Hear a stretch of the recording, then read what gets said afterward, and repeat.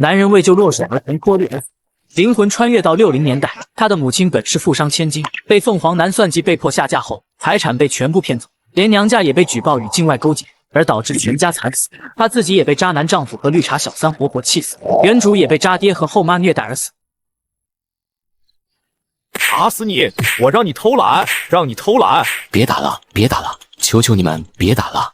儿子，给我狠狠的打！这贱种就是要打服了、打怕了才会听话。儿子，他该不会被打死了吧？我不知道，我不是故意的。妈，这下该怎么办？我不想坐牢啊！不怕，快把我屋子里的金银首饰都拿来，塞进他口袋里，就说他是偷东西想跑，自己不小心摔死的，跟咱们没有任何关系。好，好，好，我这就去拿。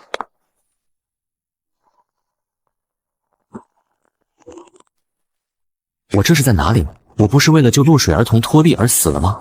怎么突然一股记忆冲进脑海里，范彦江瞬间了解了自己的处境。渣爹害死了原主的母亲，母亲尸骨未寒，渣爹就带着小三和私生子登堂入室，甚至还想抢走原主母亲留给他的工作名额，真是一家子畜生！你们等着，老子绝对不会放过你们的。刚才好像听到他们说要用金银首饰陷害我偷东西，这下可怎么办？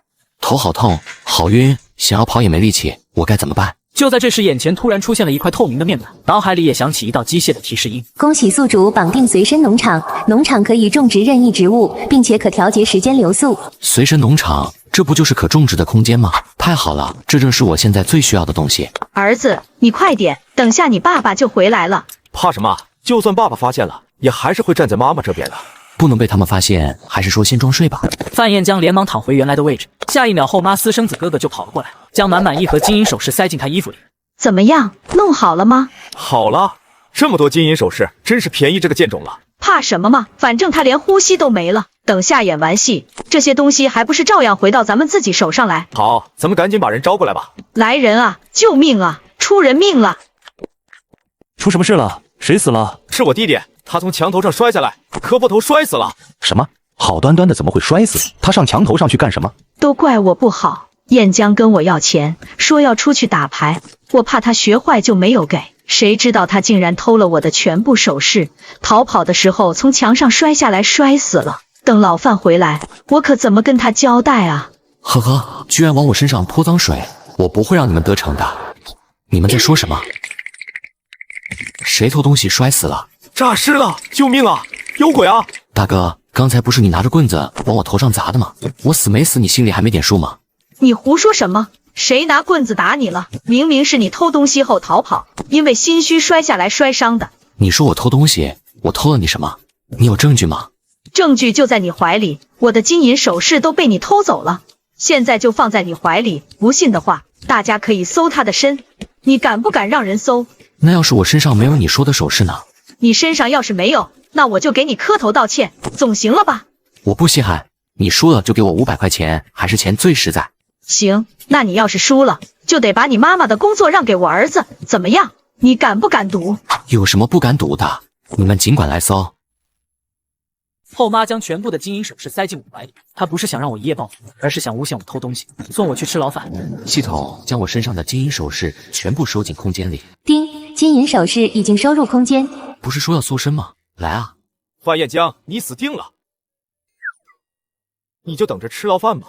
可是下一秒，范永江就呆愣在了原地，因为他惊恐地发现自己搜遍了范彦江的全身，却连首饰的影子都没看到。不可能，怎么会没有？范彦江，你说你到底把首饰藏在哪里了？你脑子没病吧？我一直躺在你们眼皮子底下。对呀，我一直看得清清楚楚，范彦江的确是动都没动过。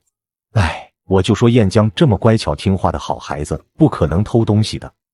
不可能，我明明看到的，那些金银首饰就在他怀里的。你是说我刚刚昏迷的时候，你看到我怀里有首饰？白大妈，我知道你一直讨厌我，就因为我妈妈尸骨未寒时，你就带着私生子登堂入室，还逼我喊你妈，我不愿意，所以你一直记恨我。但是你想诬陷我，也至少想一个靠谱的借口吧。我就说燕江这么乖巧听话的好孩子，不可能偷东西的。搞了半天是贼喊捉贼，平时就总听说这后妈喜欢欺负燕江，我还以为是有人乱叫舌头根子，今天算是彻底见识到了。闭嘴！你们胡说八道，明明就是这贱种偷了我妈的首饰，你们为什么帮他说话？好了，别演戏了，别以为你们装疯卖傻就能糊弄过去。你们输了，愿赌服输，赶紧把500块钱给我。500块，你知道这是多少钱吗？这顶得上我们全家将近1年的工资了。不想给是吧？我就是不给，你能把我怎么样？哼，呵呵，敬酒不吃吃罚酒。话音落下，范彦江二话不说就往外跑。公安同志，我要报警，有人要杀我。什么？杀人？这么嚣张吗？是谁？是我的后妈和私生子哥哥，他们想要抢我亲妈留下的工作名额，我不给他们，他们就冤枉我偷东西，还用棍子砸我的头，不信您自己看。这么多血，这还真是往死里打的。他们人呢？快去把人带回来。嘿嘿，公安同志，抓我们干什么？我们可是好人。你们把人家孩子打成这样，还好意思说自己是好人？您别听他胡说八道，这孩子从小就奸懒馋滑，还特别爱说谎，您可不能信他的鬼话。那你们说说，他头上的伤是怎么回事？当然是他偷东西逃跑时自己摔的。同志，您听到了吧？他们不但想杀我，还诬陷我，您可一定要为我主持公道啊！偷东西的事没有证据，我也不好说什么。但是你们把人头打成这样，这是不可辩驳的事实。我们只要一查就知道谁说的是真的。对不起，我不是故意的，我不要坐牢，妈妈救我。范彦江，我好歹也是你妈，他是你亲哥哥，你怎么能这么心狠手辣，逼他去坐牢？你这个不孝子！这是你们自找的，同志您看到了吧？他们当着您的面还敢恐吓我，真是岂有此理！把范永健带下去，先拘留起来，等调查清楚再说。妈，你救救我，你千万要救我啊！我的儿子啊，范彦江，你这个贱种，你到底想要怎么样才肯放过我儿子？本来我是想着家丑不可外扬，准备让你们赔点钱就算了，谁知道你们给脸不要脸，非要逼我走正常流程，你们自己选的路就自己受着吧。范彦江，你给我等着！你这么害我儿子，我绝对不会放过你的。恶毒后妈和私生子哥哥为了抢我的工作名额，竟然栽赃陷害我偷东西，我反手就将私生子送去吃牢饭，后妈心疼的人都要疯了。老公，你看看你的好儿子，都要把咱们的儿子给害死了。一个坐过牢的人，以后谁还敢用他？范彦江，你现在立刻马上去公安局撤销案件，我们老范家的人都要被你给丢尽了。哼，范永健故意杀人，没有丢范家的脸，我告他就是丢脸了。你们范家的脸这么双标的吗？你说什么？你给老子再说一遍。彦江，你怎么能这么跟你爸爸说话？我知道你看不起我，可是魏国可是你的亲爸爸，你总不能连他也看不起吧？你身上的绿茶味太浓了，我离这么远都闻到了，真恶心，赶紧去消消毒去味吧。你少废话，你直说吧，你到底要怎么样才肯去销案？我妈的坟埋在哪里？这凤凰男是真的有大病，为了拿捏原主，让原主没办法报仇，他竟然偷偷藏起了原主母亲的坟墓，并且以此来要挟原主。你死心吧，我是不会告诉你，你永远也别想逃出我的手掌心。那正好，就让范永健给我妈陪葬吧。不要，老公，不就是一个坟吗？你快告诉他吧，要是咱们儿子真出了事，我也就不活了。好吧，我告诉你，但是你要先去撤销案件。爱说不说。最后范卫国抵挡不住白灵的眼泪，终于勉强同意带范彦江去看望他母亲的坟墓。不过今天日子不吉利，明天再带你去。随便，你想反悔也可以，我更想看范永健坐牢。这个老狐狸连恩将仇报都做得得心应手，还在乎什么黄道吉日？这其中肯定有鬼。当天半夜，趁着所有人都睡着后，范卫国偷偷出了门。这老畜生心里果然有鬼，这是原主母亲的坟墓，这老畜生竟然在挖坟，难道这坟墓里面有什么见不得人的东西吗？半晌后，范卫国从坟墓里取出一箱金条，还有一大堆银元来。张桂平，你也别怪我心狠手辣，谁让你们张家有这么多钱，你们又花不完，还舍不得给我花，那我就只能让你们去死了。竟然能把恩将仇报、侵吞家产说得这么冠冕堂皇，真不要脸！想霸占我妈的财产，你想得美！范彦江一路跟踪范卫国回了家，看到他将金条和银元埋在后院里。系统把这下面埋着的金银全部收进空间里。丁，空间收入1箱金条，1袋银元。幸好空间收取东西时可以隔空收取，否则还得刨坑，难免打草惊蛇。我想单独和我妈聊聊天。我只给你5分钟，5分钟后你必须立刻去公安局撤案。你要是敢拖延时间，我就让你永远都见不到你妈的坟墓。老东西还想威胁我？没门！我这就给我妈换个地方。系统把棺材一起收入空间。丁，棺材和尸体已经收入空间。时间到了，快点走！公安同志，我们撤销案件。范彦江，你的意思呢？他的意见不重要，我是他亲爹，我让他撤他就得撤。兄弟俩打打闹闹很正常，这都是家务事，就不劳烦公安同志了。你才是受害人，我要尊重你的意见。我爸同意赔偿我500块，我愿意提出谅解。我什么时候说要给你500块？你可以不给，反正那是你儿子。好，我给你。范彦江拿到钱后，就爽快地撤销了案件。这个案件很难定罪，最后顶多是拘留几天，还不如趁机给自己拿点好处，以后再慢慢收拾他们。小兔崽子，你给我等着，老子的钱不是那么好拿的。男人提着满满一桶农家肥，直接倒在摆满饭菜的餐桌上。不是他心狠手辣，只因渣爹后妈虐待他，逼他当牛做马，还不给饭吃。吃饭了，老公，儿子，快来！你过来干什么？吃饭啊！到饭点了不吃饭，你以为我是神仙啊？嘿，你一个贱种，也配上桌吃饭？你说什么？有种你再说一遍！妈，你看我弟弟怎么这么凶？他好像想打我。范彦江，你今天的活干完了吗？就想吃饭？我们范家可不养吃白饭的人。就是，你也老大不小了，总不能老是在家里蹭饭，总得做点什么吧？最近地里还没施肥呢，你先去把肥施了，再回来吃饭也不迟。怎么这个私生子就不用干活，能够直接吃饭？呵呵，感情这点规矩都是专门为我定的，还真是辛苦你们了。燕江，你也别把话说的这么难听。你要是实在不想干活，也不是不行，只要你把你妈妈的工作名额让出来，让永健顶了，阿姨肯定记你的好，每天好吃好喝的供着你。我信你才有鬼！想要我妈妈的工作名额，做梦去吧！那你还废什么话？赶紧去把地里的肥施了，否则今天别想吃饭。还不快去！范彦江二话不说就往外走。见他离开后，后妈立刻又从厨房端来一大盆红烧肉。刚才他在，我也不好意思把红烧肉拿出来。现在好了，咱们可以好好的大吃一顿了。妈，你真聪明，这红烧肉好香啊！那个贱种根本不配吃肉，连肉味都不配闻一下。哼，竟敢讹了我500块！我今天就让他知道，老子的钱不是那么好拿的。等下他要是饿得受不了，就让他拿钱买饭吃，正好把那500块赚回来。好，老公你真聪明。话音刚落，范彦江就提着满满一桶农家肥走进来，霎时间一股难以形容的味道弥漫在餐厅里。好臭啊！燕江，你干什么？你把农家肥提到这里来，我们还怎么吃饭？你还不赶紧把这脏东西拿出去！好好的一顿饭都被你给毁了。我饿了，想吃红烧肉白米饭。你有什么资格吃红烧肉白米饭？你要是饿了就去厨房，我给你留了饭菜。你说的是那些剩饭和咸菜吗？你们吃肉，让我吃糠咽菜，还真是打的好算盘。吃肉容易高血压高血脂，吃的清淡点对身体好。阿姨也是为了你吗？呵呵，既然这样，那我也帮帮你们。哼！说完，范彦江拎起那一桶农家肥，直接倒在了桌子上，一时间全家人都傻眼了。你这个小畜生，你干什么？你们不是让我去施肥吗？我看你们脑干缺失，大脑不发育，最应该补肥料的就是你们。怎么样，这么多农家肥够了吗？不够的话，我还能再给你们找一点过来。你这个畜生，你是存心想害我们没饭吃是不是？我可是为了你们好，省得你们得什么高血压高血脂的。你怎么这么自私，自己吃不上饭，也不让别人吃饭？谁说的？你们没饭吃，我可有饭。哎，真香！虽然是剩饭和咸菜，但是吃起来别有一番风味。爸，你看他就是故意的，他想饿死我们。你这个逆子，老子打死你！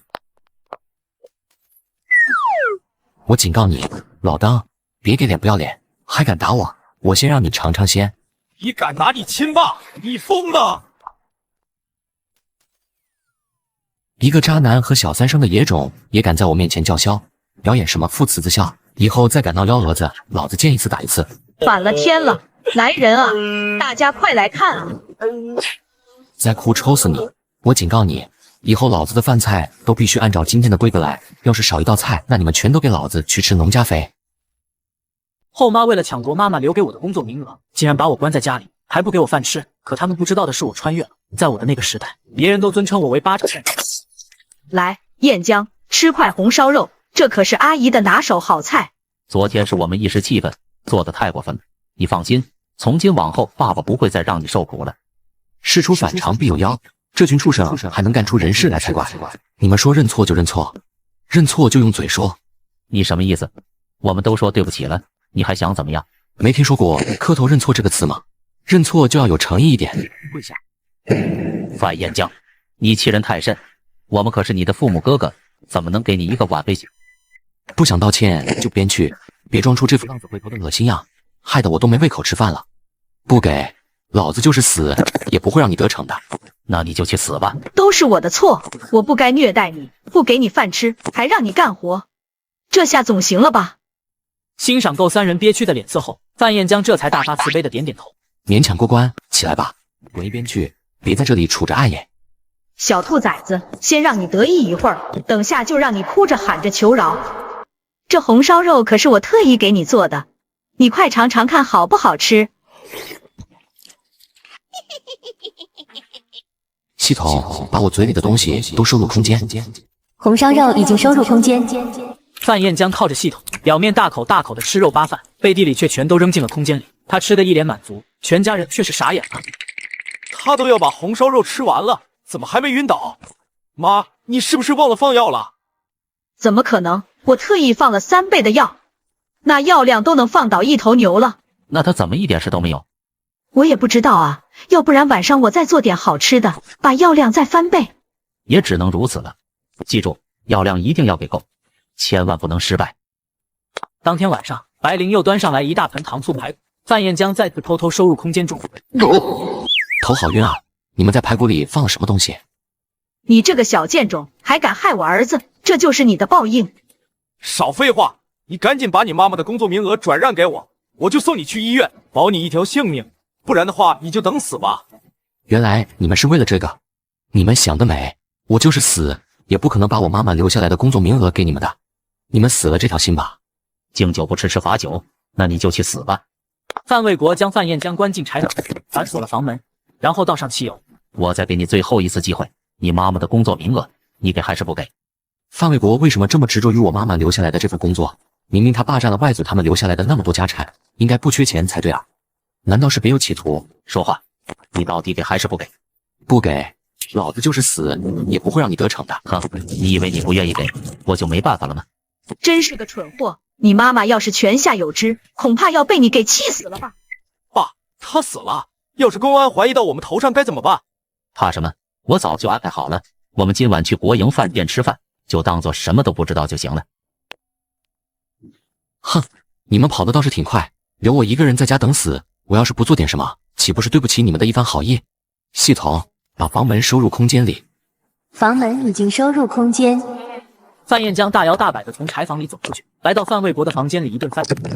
哇，这么多钱，还有金银首饰，都是我妈留下来的嫁妆。范卫国这个老畜生竟然都拿来讨好小三，真不要脸！收走，都收走！家爹后妈为了抢夺母亲留给我的工作名额，竟然将我关在柴房里，想要把我烧死。然后一家3口若无其事地去国营饭店庆祝。等他们回来的时候，却发现家被偷了。这是房本，房本上的名字是我的。对了，这是妈妈留给我的遗产，难怪范卫国那老登一直想弄死我呢。收走。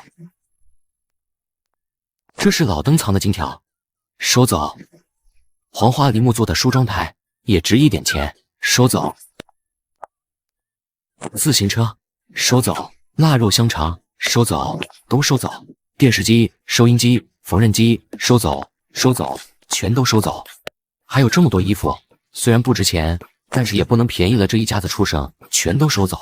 范彦江突然灵机一动，把整个家的东西，除了承重墙以外，全都收走了。这才叫真正的家徒四壁。想害老子，老子让你们尝尝贫穷的威力。此时柴房的火已经烧得差不多了，范彦江连忙赶回去。系统，把房门再装回去吧。房门已经取出空间，恢复原样。接下来就到了飙演技的时候了。救命啊！来人啊！救救我！不好了，老范家着火了，快救火啊！有人在喊救命，是范家的小儿子，快救人啊！天哪，家里怎么着火了？弟弟还在家里呢，该不会已经……弟弟，你死得好惨啊！肯定是燕江自己做饭的时候不小心，才把家里给点着了的。早就跟他说要小心一点，他就是不听，真是害人害己。一家三口又哭又嚎的，表演的入木三分，村民们却是全都看傻了眼。爸，白爷，你们这是在干什么？人家孩子还好好的，这3个人怎么一口笃定他已经死了？回来看到家里着火了，他们也不说救火，就一个劲的骂燕江，爱这个爱那个的，就跟排练好的一样。范卫国3人却是吓得瞪大了眼睛，像是见了鬼一样。你到底是人还是鬼？别过来，冤有头债有主，你的死不关我的事，你要找就找你爸。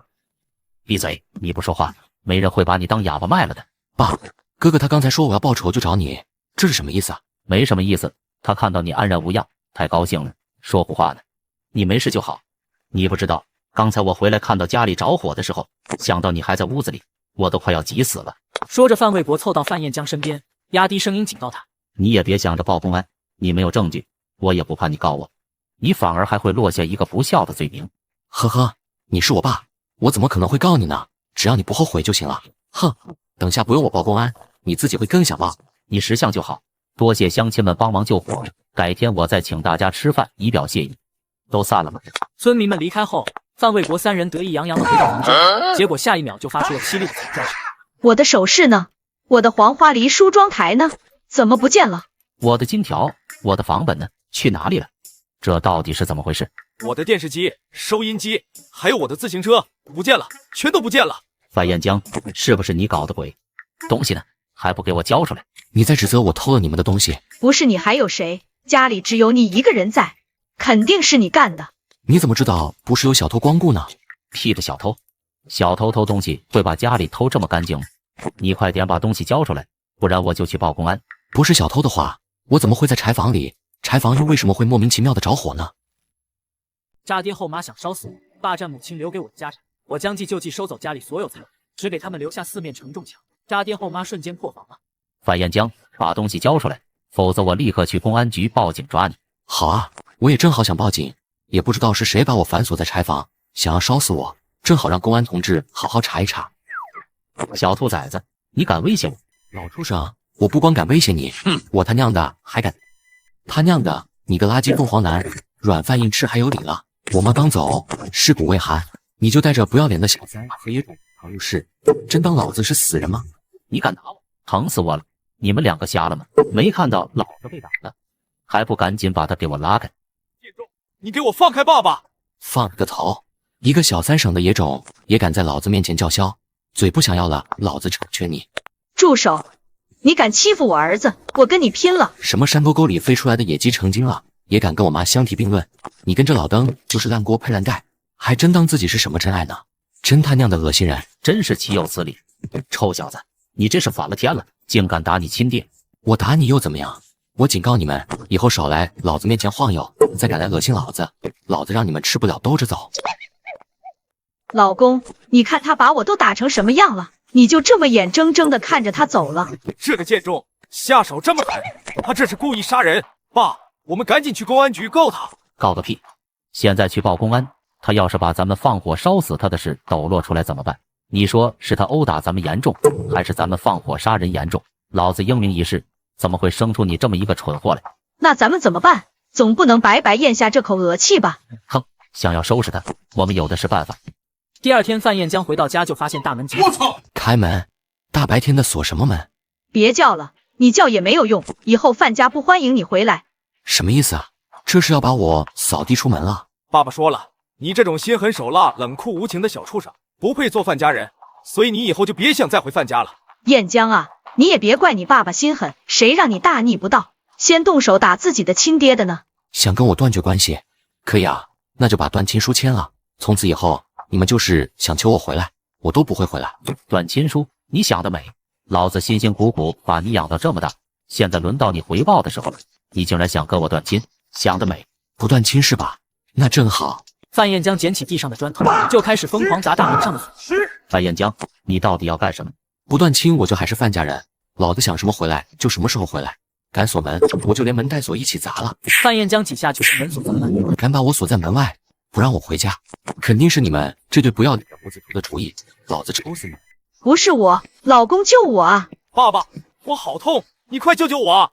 范彦江，你到底想要干什么？要么把断亲书签了，咱们一刀两断，要么老子就天天抽这对不要脸的母子，我倒要看看究竟谁更能沉得住气。你这个疯子，继续骂，反正我有的是力气和手段。好，我签总行了吧？哼，早这么痛快，签了不就好了？真是牵着不走，打着倒退。小兔崽子，你给我等着，我一定不会放过你。哼，当老子傻吗？我会给你这个机会。渣爹后妈想要烧死我，我直接用武力值说服他们，心甘情愿地签下断亲书。为了防止渣爹后妈报复，我抢先一步让他们过上忍冬挨饿的好日子。村长，我想把我家的房子卖了，请您帮忙问问有谁想要买房子的。买房子？房子卖了？那你们那一家子人要住在哪里？我爹和白姨他们自尊心特别强，一直因为住在我妈妈留下的房子里，觉得低人一等，是在屈辱他们。再加上前几天我不是差点被烧死吗？留下不少后遗症，也需要钱看病，所以……哎，真是造孽啊！谁都看得出来，明明是你爹和你那个后妈故意害你，你这孩子还想他们保留颜面，真是个好孩子。正好，我倒是知道有几个人想买房子的。村长，请你帮我选那些特别凶狠的买家来。你这是？好吧，我懂了。正好有一个要买房子的人符合你的要求，我去给你找来。很快，村长就带了2个人回来。这2人长得5大3粗，凶神恶煞，脸上还有刀疤。就是你要卖房子？没错，就是我。我们家的房子想必你也见过，你直接开个价，合适我就卖了。这不是十里八乡有名的地痞刀疤吗？这个买家好。我也不坑你，你家那房子市场价2500，但是因为刚起过火，要打个折扣，我给你1800，你看怎么样？行，成交。什么？你这么爽快就成交了？不再讨价还价一下？不用，便宜卖给你可以，但是我有一个要求。什么要求？你尽管提。这么便宜的房子，别说1个要求了，就是10个我也答应。我爸和他的小三私生子3个人不愿意卖房子，到时候肯定会闹事，所以你们搬家的时候……你放心，我们会讲文明讲礼貌，保证不会伤到他们的。不，我希望你们千万别手下留情，只要给他们留一口气就行。什么？我没听错吧？那毕竟是你亲爹，你这也太狠了一点。前几天我差点被火烧死，就是他们3个把我锁起来，放的火。我不过是以牙还牙罢了。我的天，你这亲爹也太狠了吧！啊，你放心吧，我们兄弟几个最喜欢做的就是替天行道了。哼，我保证让他们3个爬出你家。要是你们不急着住，有空间的话，也可以慢慢跟他们玩。到时候我看情况，可以再给你们优惠点。嘿嘿，兄弟敞亮，你就等着看好戏吧。第2天，刀疤就带着人闯进了范家，二话不说，压着一家3口就是一顿物理输出。你们这些疯子，好端端的为什么要来我家打我？什么你家？这房子现在是我的了，你们未经我的同意，擅自闯进我家里，霸占我的房子，我打你们怎么了？你胡说，这明明是我老公的家，你们这些流氓，光天化日之下竟然敢抢房子！这八婆嘴还挺臭，兄弟们，好好教教他怎么说话。妈，住手！别再打我妈妈了。爸，你快说句话啊！住手！你们到底想要干什么？是不是范彦江那个贱种让你们来的？哼，又一个不会说话的，那老子就好好教教你，什么叫讲文明讲礼貌。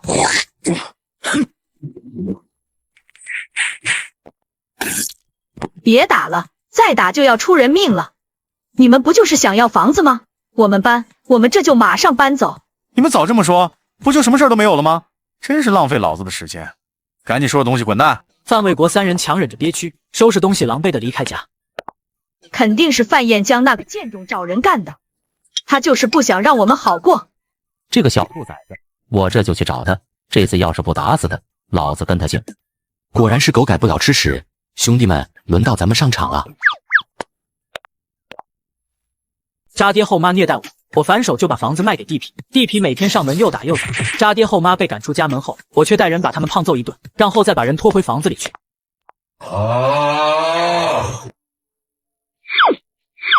我们怎么又回来了？好啊，你们居然还敢回来，霸占老子的房子，你们这是在挑衅我？没有，我们也不知道是怎么回事。对，我们不是自己要回来的。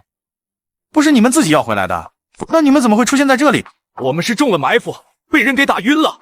对，那群人拦住我们，二话不说就打，我们被打晕了，在睁开眼睛的时候，我们就在这里了。你们是说人家打劫你们，就为了给你们找个房子住？你们当我是傻子吗？娘的，兄弟们，他们是在侮辱咱们的智商。狗东西，我看昨天还是打轻了。兄弟，上，打死这些侮辱咱们的狗东西！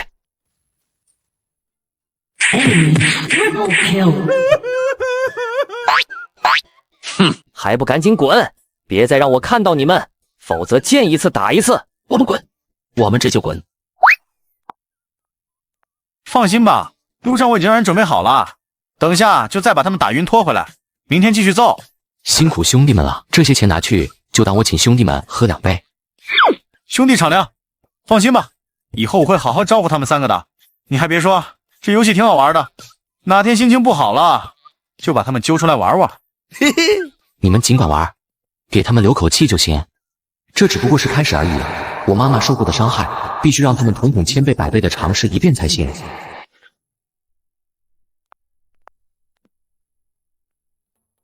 燕江，你怎么来了？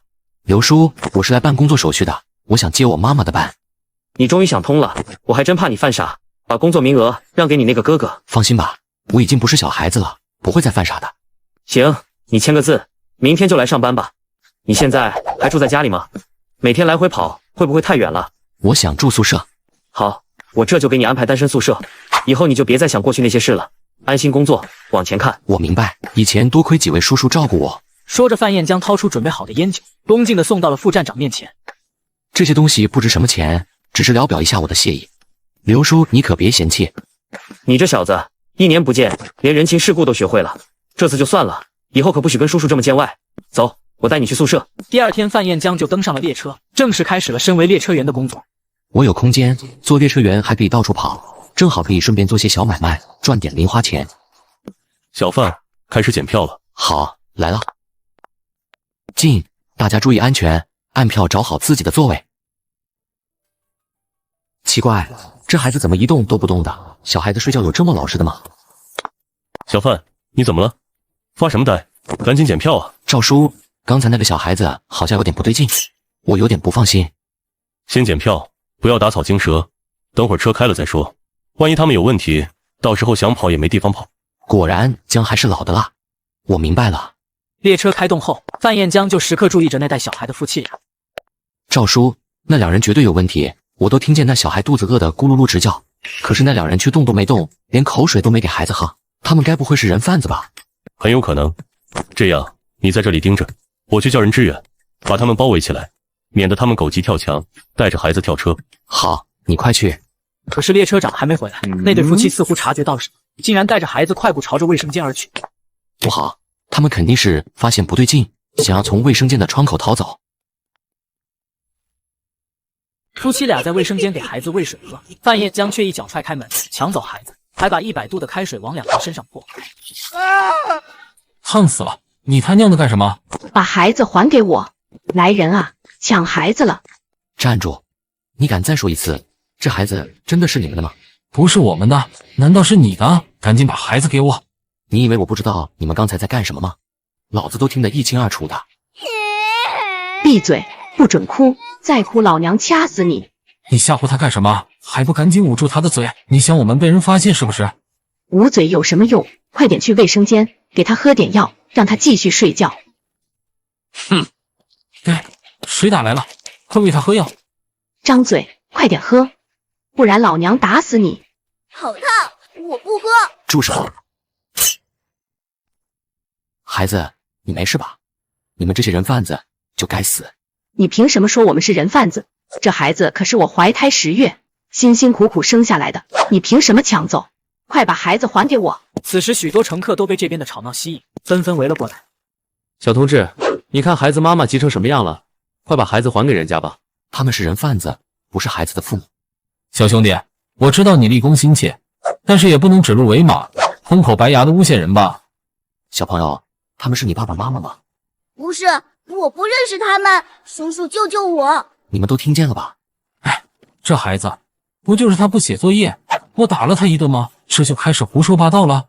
就是小明，爸爸也是为了你好，你怎么能故意说假话，陷害爸爸妈妈呢？不信的话，小兄弟你就跟我们回家，我拿户口本去街道派出所也行，我们证明给你看。你看，人家都说的这么诚恳了，连街道派出所都敢去，那肯定不能是假的吧？就是小同志，你没养过孩子不知道，小孩子有时候就是会胡说八道，快把孩子还给人家吧。小明，跟爸爸回去吧，爸爸再也不打你了。你还生着病呢，赶紧喝药吧。还说你们是他的亲爸妈。范彦江一把抢过男人手里的水，往他手上一倒，滚烫的开水烫得他嗷嗷直叫，众人瞬间惊呆了。我的天啊，这是开水？他们不怕把孩子给烫坏了吗？用开水给孩子喂药，你还敢说他是你们的孩子？不好，暴露了，快跑！你往哪里跑？老三，快救救我！杀了他！他娘的，天堂有路你不走，地狱无门你偏要闯。既然你自己找死，那老子就成全你。不好，他竟然有枪！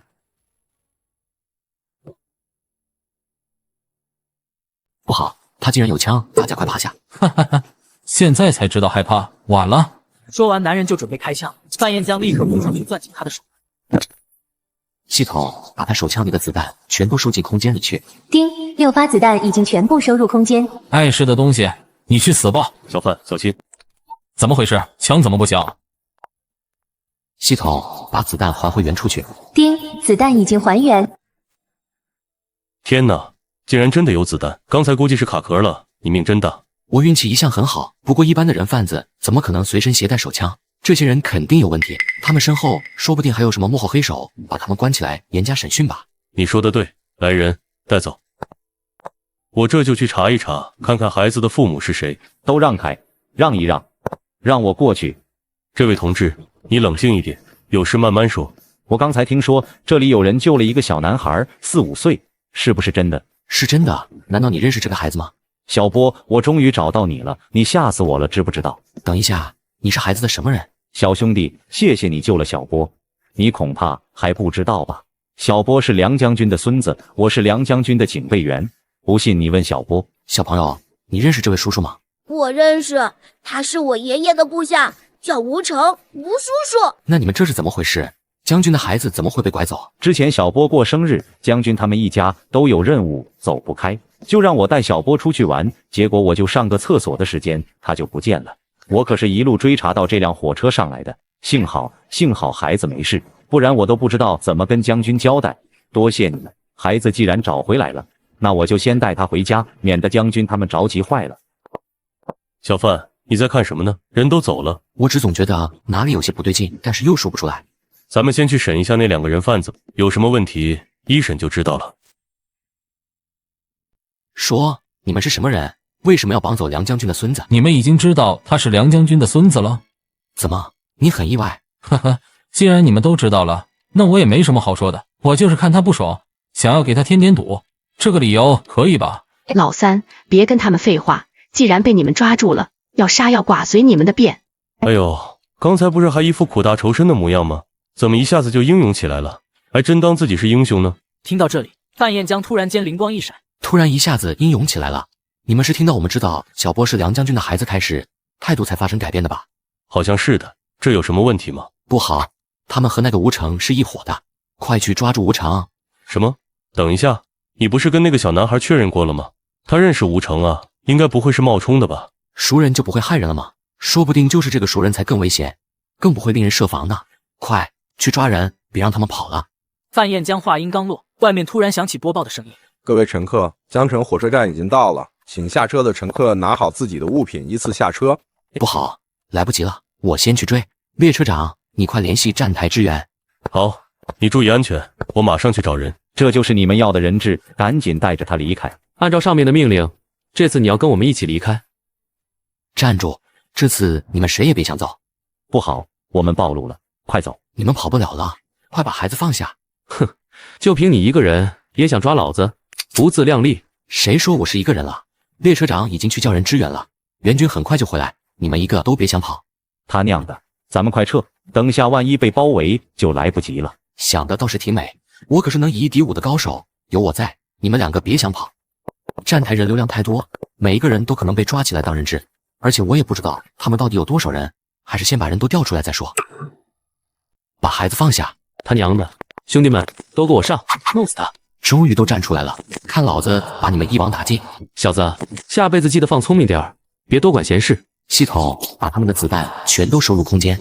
10个人，12支枪，一共100发子弹，已经全部收入空间。既然来了，那你们就都别想走了。他娘的，找死！开枪！见鬼了，这什么破枪？就这一群废物，现在该轮到我了。站住！你别过来，不然我就掐死他！畜生，连小孩子都不放过！范彦江从空间里抓起一把土，反手撒向吴成的眼睛，趁着他看不见的空隙，范彦江立刻冲上去把孩子接住，把他们都抓起来。小范，孩子怎么样？没受伤吧？没事，就是还在沉睡，可能是被他们喂了药。刚刚实在是太危险了，那么多人，那么多枪呢，你居然敢单枪匹马的冲上去，你不要命了？总不能见死不救吧？这么小的孩子，要是被抓走了，还不知道要遭什么罪呢。小同志，谢谢你，你救了一个小孩子的命，也避免了车站众多乘客可能遭遇的危机。您言重了，这都是我应该做的。局长，这是那些特务身上带着的枪支，一共12把，已经全部收缴。差点忘了，系统把子弹全部复原。子弹已经全部恢复原位。这么多发子弹，小范同志能够全身而退，还及时抓捕了10名特务，实力不可小觑啊！我一定会和梁将军好好说说的。局长您过奖了，举手之劳而已。范彦江，对吧？我记住你了。我现在要把孩子送去给梁将军那里，你的功劳我不会忘的。你的功劳我不会忘的。好小子，你这次可是立了大功了，前途不可限量啊！以后我们可要沾你的光了。3天后，列车终于抵达了终点。好冷，我还是第一次来东北呢。赵叔，我想出去转转。行，不过我们只有半天的休息时间，在天黑之前必须回来。您就放心吧，我保证按时归队。很快，范彦江就找到了最近的黑市，刚走进去就被人给盯上了。是条子，快去报告老大！老大，不好了，条子来了！什么？敢来老子的地盘闹事，吃了雄心豹子胆了？走，跟我去会会他。兄弟，哪条道上的敢来我的地盘上找茬？不怕告诉你，老子上头有人。我管你上头还是下头，我不是来找茬的，我是来买东西的。买东西？你想买什么？听说你们这边山上的猎物很多，我想多买点肉，还有蘑菇之类的，只要是山上来的，可以吃的就行。你要多少？第一次买，不用多，先来2000斤，看看质量再说吧。2000斤，这还不多。小兄弟，你什么来头？不该问的别问，只要东西质量好，价格也合适，我可以考虑长期购买。这好说，去把今天才到的那3头野猪、4头鹿都抬过来，还有熊皮、熊胆也都拿来，给小兄弟过过目。你放心，绝对是今天现宰现杀的，保证新鲜。这熊胆可是万中无一的金胆，一般可不容易买到。不错，的确挺新鲜的。你手里还有多少好东西？价格合适的话，我都要了。人参、鹿茸什么的也都拿来吧。东西我是有，只是你有钱吗？范彦二话不说，掏出一根金条，瞬间晃瞎了众人的眼。兄弟豪气，快把好东西都给这位爷端上来。小范，你这是干什么去了？怎么还把野猪扛回来了？我去逛了一圈，发现这边的猎物是真的多，卖的也不贵，所以买了一些回来给大家打打牙祭。你小子行啊！现在肉可不好买，不但卖的贵，还货源紧缺。咱们后厨都1个多月没闻到肉味了，你这头野猪可真是及时雨啊！这野猪是小范自己掏钱买的，等下回去找车站报销，不能让你吃亏。什么吃亏不吃亏的，都是同事，一家人嘛，吃几口肉怎么了？要是你们实在过意不去的话，那就帮我把这半头猪做成红烧肉，我拿去送人。到时候把肉放在空间里，什么时候想用随时可以取，完美。这事好说，你等着，等回去了我就给你做。好了，时间到了，准备开车了。各位乘客，请找好自己的座位，不要拥挤。就在这时，一对夫妻搀扶着一位老人从范彦江面前检票走过，没走几步，老人就突然瘫倒在地。老爷子这是怎么了？是身体不舒服吗？老爷子您怎么了？这是想要说什么吗？没事，我爸他有点老年痴呆，一犯病就会这样乱叫，不好意思给您添麻烦了，您别介意。看起来这老爷子病得不轻啊，应该去医院看看。看了，我们找了好几家医院，人家都说这病没办法治，只能好生养着。我们也是不甘心，所以才想带着他去龙城看看。那行吧，你们注意安全，有需要的话随时可以叫我。谢谢，果然还是好人多啊。夫妻俩一边说着，一边搀扶着老人往卧铺车厢走。小范，你看什么呢？刚才那一家三口，我总觉得哪里不对，可是又想不出来。你这直觉一向挺准的，等下咱们多留意一下吧。火车开启后，范彦江有意在卧铺车厢多巡逻了几次。同志，请问热水在哪里打？前面那里就在卫生间旁边。范彦江和男人擦肩而过时，突然碰到了男人的腰侧，好像有个硬邦邦的东西。系统把男人腰间的东西收入空间。丁已经将一柄手枪和一支装满药的针管收入空间。手枪、针管可以检测出针管内是什么药物吗？可以，经检测结果显示，针管内装的是肌肉松弛剂。他娘的，这两人果然有问题！他娘的，这两人果然有问题！把手枪内的子弹收入空间，手枪还回去，以免打草惊蛇。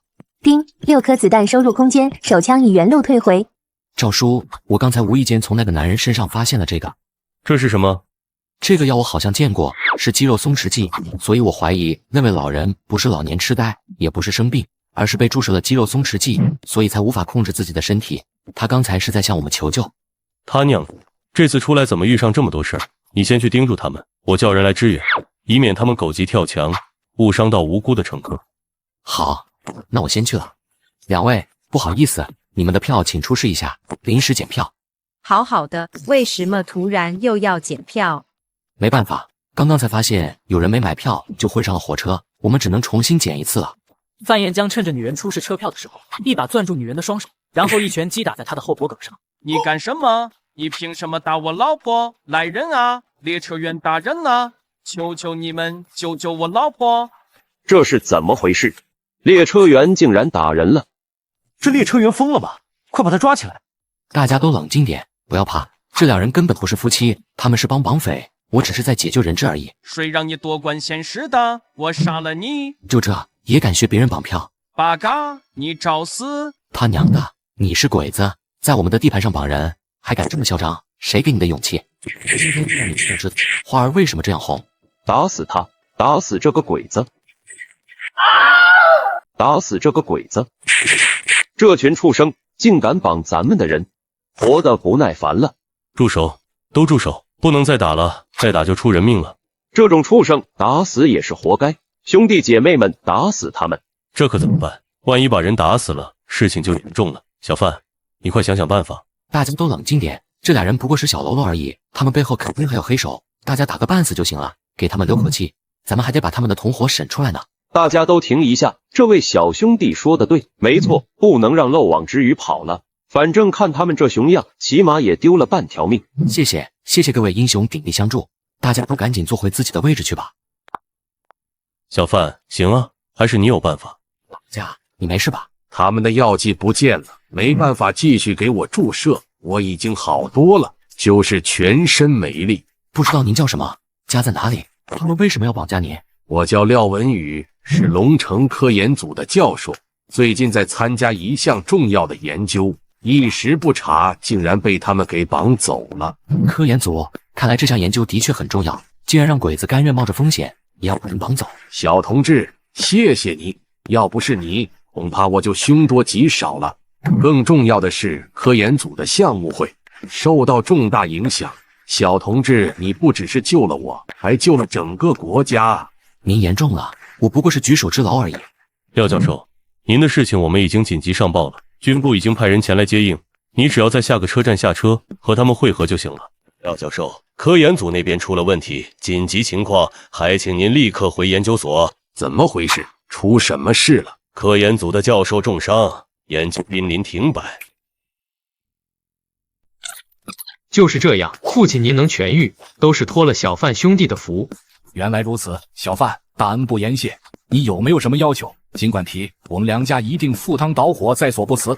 我不用什么回报，老将军您保家卫国，抛头颅洒热血，您是大英雄，我只是运气好而已，并没有做什么，不值得您给出这样的回报。既然如此，那这个恩情我梁家记下，只要以后你需要，尽管来找我。好的，那老将军您先好好休息吧，我就不打扰了。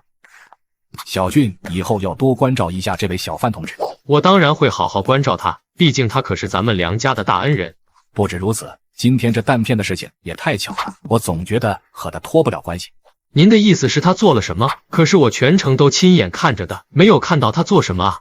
可能是我想多了，不过他的确是个有才之人，而且还是个福将，一将难求，福将更难求。不管怎么说，你都要把人给我看好了。刘叔，你找我？小范啊，这次你父亲的事闹得挺大，到处都在议论，所以在调查结果出来前，你先休息几天吧。这是要停我的职？你别多想，就是避避风头，这也是为你好。你放心，我们都相信你，用不了多久的。我明白，那我先回去了。范彦江离开单位后，转头便来到了老家附近的山上。趁着最近停止休息，正好是一时空间的用法。要不还是先打猎看看？不对，我没有武器，打猎不现实。有鱼。对了，我这空间可以收取物品，岂不是捕鱼神器？就是不知道能不能收取活物。范彦江，你老子来了，你还不赶紧滚出来！你们干什么？这里是铁路局的宿舍大院，不是你们闹事的地方。我来找自己儿子，你要是不把他叫出来，我就吊死在这里。你们怎么能滚开！范卫国带着妻子儿子，气势汹汹地冲进了宿舍大院，结果就看到这里正热热闹闹的准备酒席。这头野猪都切了，让大家伙都吃个痛快。都切了，这头野猪可是有足400-500斤呢，会不会太奢侈了？奢侈什么？兄弟们吃得开心才最重要，让大家伙把家属都带来，一起乐呵乐呵。范卫国一家3口冲过来，听到这话，心疼的都快要滴血了。范彦江，你这个败家子，这么多肉，居然就这么白白的给别人吃了，1分钱都不收，你脑子有病吧？你们怎么进来的？这肉是我自己买的，我愿意给谁吃就给谁吃，关你们屁事。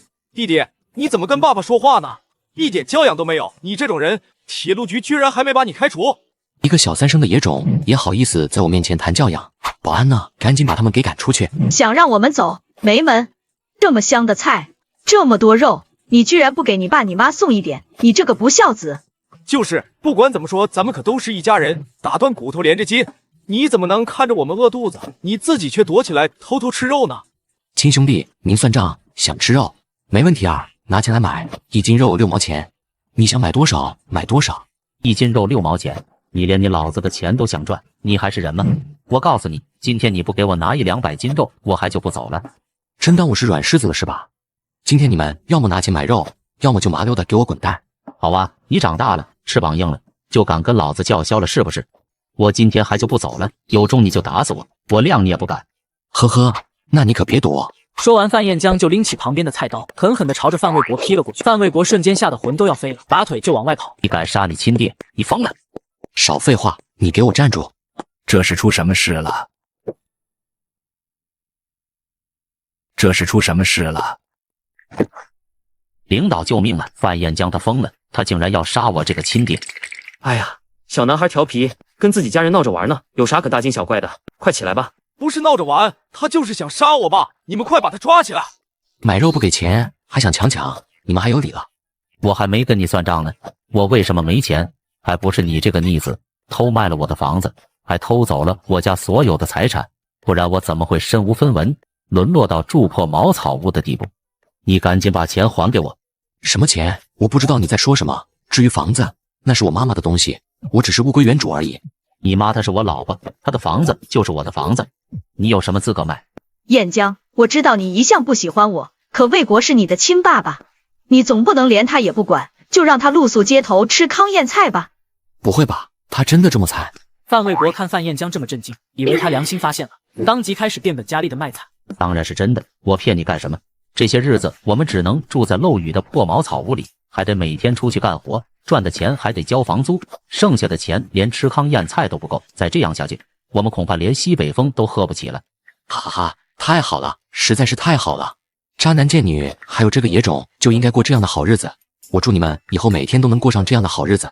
范彦江，你他娘的，辛苦几位保安兄弟了，把他们给我扔出去，以后也不许让他们进来。他们敢来，你们就见一次打一次，你们打一次，我就送你们每人10斤肉，我说到做到。好嘞，兄弟们，为了吃肉上！范彦江，你等着，你不让老子好过，老子就让你拿命偿！范彦江，你今天死定了，赶紧束手就擒吧！又是你，你又想干什么？上次打你打得太轻了是不是？这次可不是我找你，而是公安同志找你。范彦江同志，有人举报你勾结境外势力，意图图谋不轨，请你们跟我走一趟吧。勾结境外势力，这么大的罪名，你们有证据吗？总不能因为别人上嘴皮，一碰下嘴皮就给我定罪吧？当然有证据了，你看这是什么？范卫国说着就拿出一封信，得意洋洋地冲范彦江炫耀。这是什么？当然是你那个舅舅写给你的信。当年他出国留过学，说他没有跟势力相勾结，谁相信呢？而你，他既然能写信给你，那就说明这种事你也有份。原主的舅舅不是被放到农场去了吗？怎么会突然写信回来？不过是一封信而已，能说明什么？死到临头了还敢狡辩！公安同志，赶紧把他抓起来大刑伺候吧！这种狗东西，不给他上点手段，他是不会认罪的。闭嘴！到底你是公安还是我们是公安？我们调查案件是有原则和流程的，还大刑伺候，你把我们当什么了？公安同志，您别生气，我老公也是想为民除害，一时着急说错了话，您别介意。范彦江同志，还请您给我们走一趟，配合我们调查。可以，身正不怕影子斜，我没什么不能说的。看着范彦江被公安带走，范卫国一家三口得意的哈哈大笑。你这贱种也有今天，谁让你跟我作对的，活该！别跟他废话了，赶紧把房子都给仔细翻一遍，把他偷走咱们家的钱都给我找出来。对，掘地3尺，1寸地方都不能放过，我可不想再过这种穷哈哈的苦日子了。呵呵，原来你们是为了这个，那你们就慢慢找吧。范彦江，关于你舅舅勾结境外势力的事情，你有什么想说的吗？我没什么好说的，我没见过舅舅勾结境外势力。自从外婆家出事后，我也很多年没见过舅舅了，甚至今天这封信我都没看到过，也不知道里面写的什么，或者我都不知道这封信是不是真的，说不定是我那个渣爹伪造的呢。范彦江，我们要的是真话，还请你严肃一点。该说的我都说了，你们要是不相信，大可以去调查。你简直冥顽不灵。既然这样，那我们只能请你先留在这里。住口！这个案件不用审了。可是局长，我们才刚刚开始审问，他还什么都没招呢。招什么？招他是怎么勾结境外势力的吗？你知不知道，这位范彦江同志刚刚救了梁老将军的孙子，还英勇抓住了2波间谍，这样的英雄能勾结境外势力，你不觉得搞笑吗？什么？他居然这么厉害？范彦江同志，您救了梁老将军的孙子，他老人家一直想要当面感谢您，只是今天才刚完成任务回来，所以立刻就让我来请您去一趟。举手之劳而已，梁老将军太客气了。是小范同志太谦虚了。既然是梁老将军的一番好意，你就别推辞了，还是赶紧去看看吧。那好吧，您这边请。可是范彦江刚走出公安局大门，就被气势汹汹的范卫国一家人给拦住了。范彦江，你这个小兔崽子，你给我站住！哟，你们这么激动，怎么是找到了多少钱啊？你还有脸说？你给我老实交代，你到底把钱都藏在哪里了？对，反正你犯了勾结境外势力的大罪，也活不了几天了。那些钱你拿着也没用，还不如老老实实拿出来给我们，这样我还可以考虑，等你死了以后，逢年过节给你烧点纸呢。呵呵，想得美！先别说有没有这么一笔钱，就算有，我宁可带进棺材里，也不会给你们这群畜生。范彦江，只要你把钱交出来，我就给你作证，说你舅舅那封信是假的。怎么样？毕竟你也不想吃花生米吧？你这是要替我做伪证？你就不怕坐牢吗？那封信只有我看过，还不是我说什么就是什么？你就说给不给钱吧。你能有这么好心？我现在开始怀疑，到底有没有这么一封信了？该不会这封信根本就是你编造出来的，就为了陷害我吧？我陷害你？睁大你的狗眼看清楚，这是什么？上面可是清清楚楚写着你舅舅和你的大名呢。这老登终于上钩了，没有枉费我在这里跟他演了半天的戏。系统把信封里的信收入空间。一封信已经收入空间。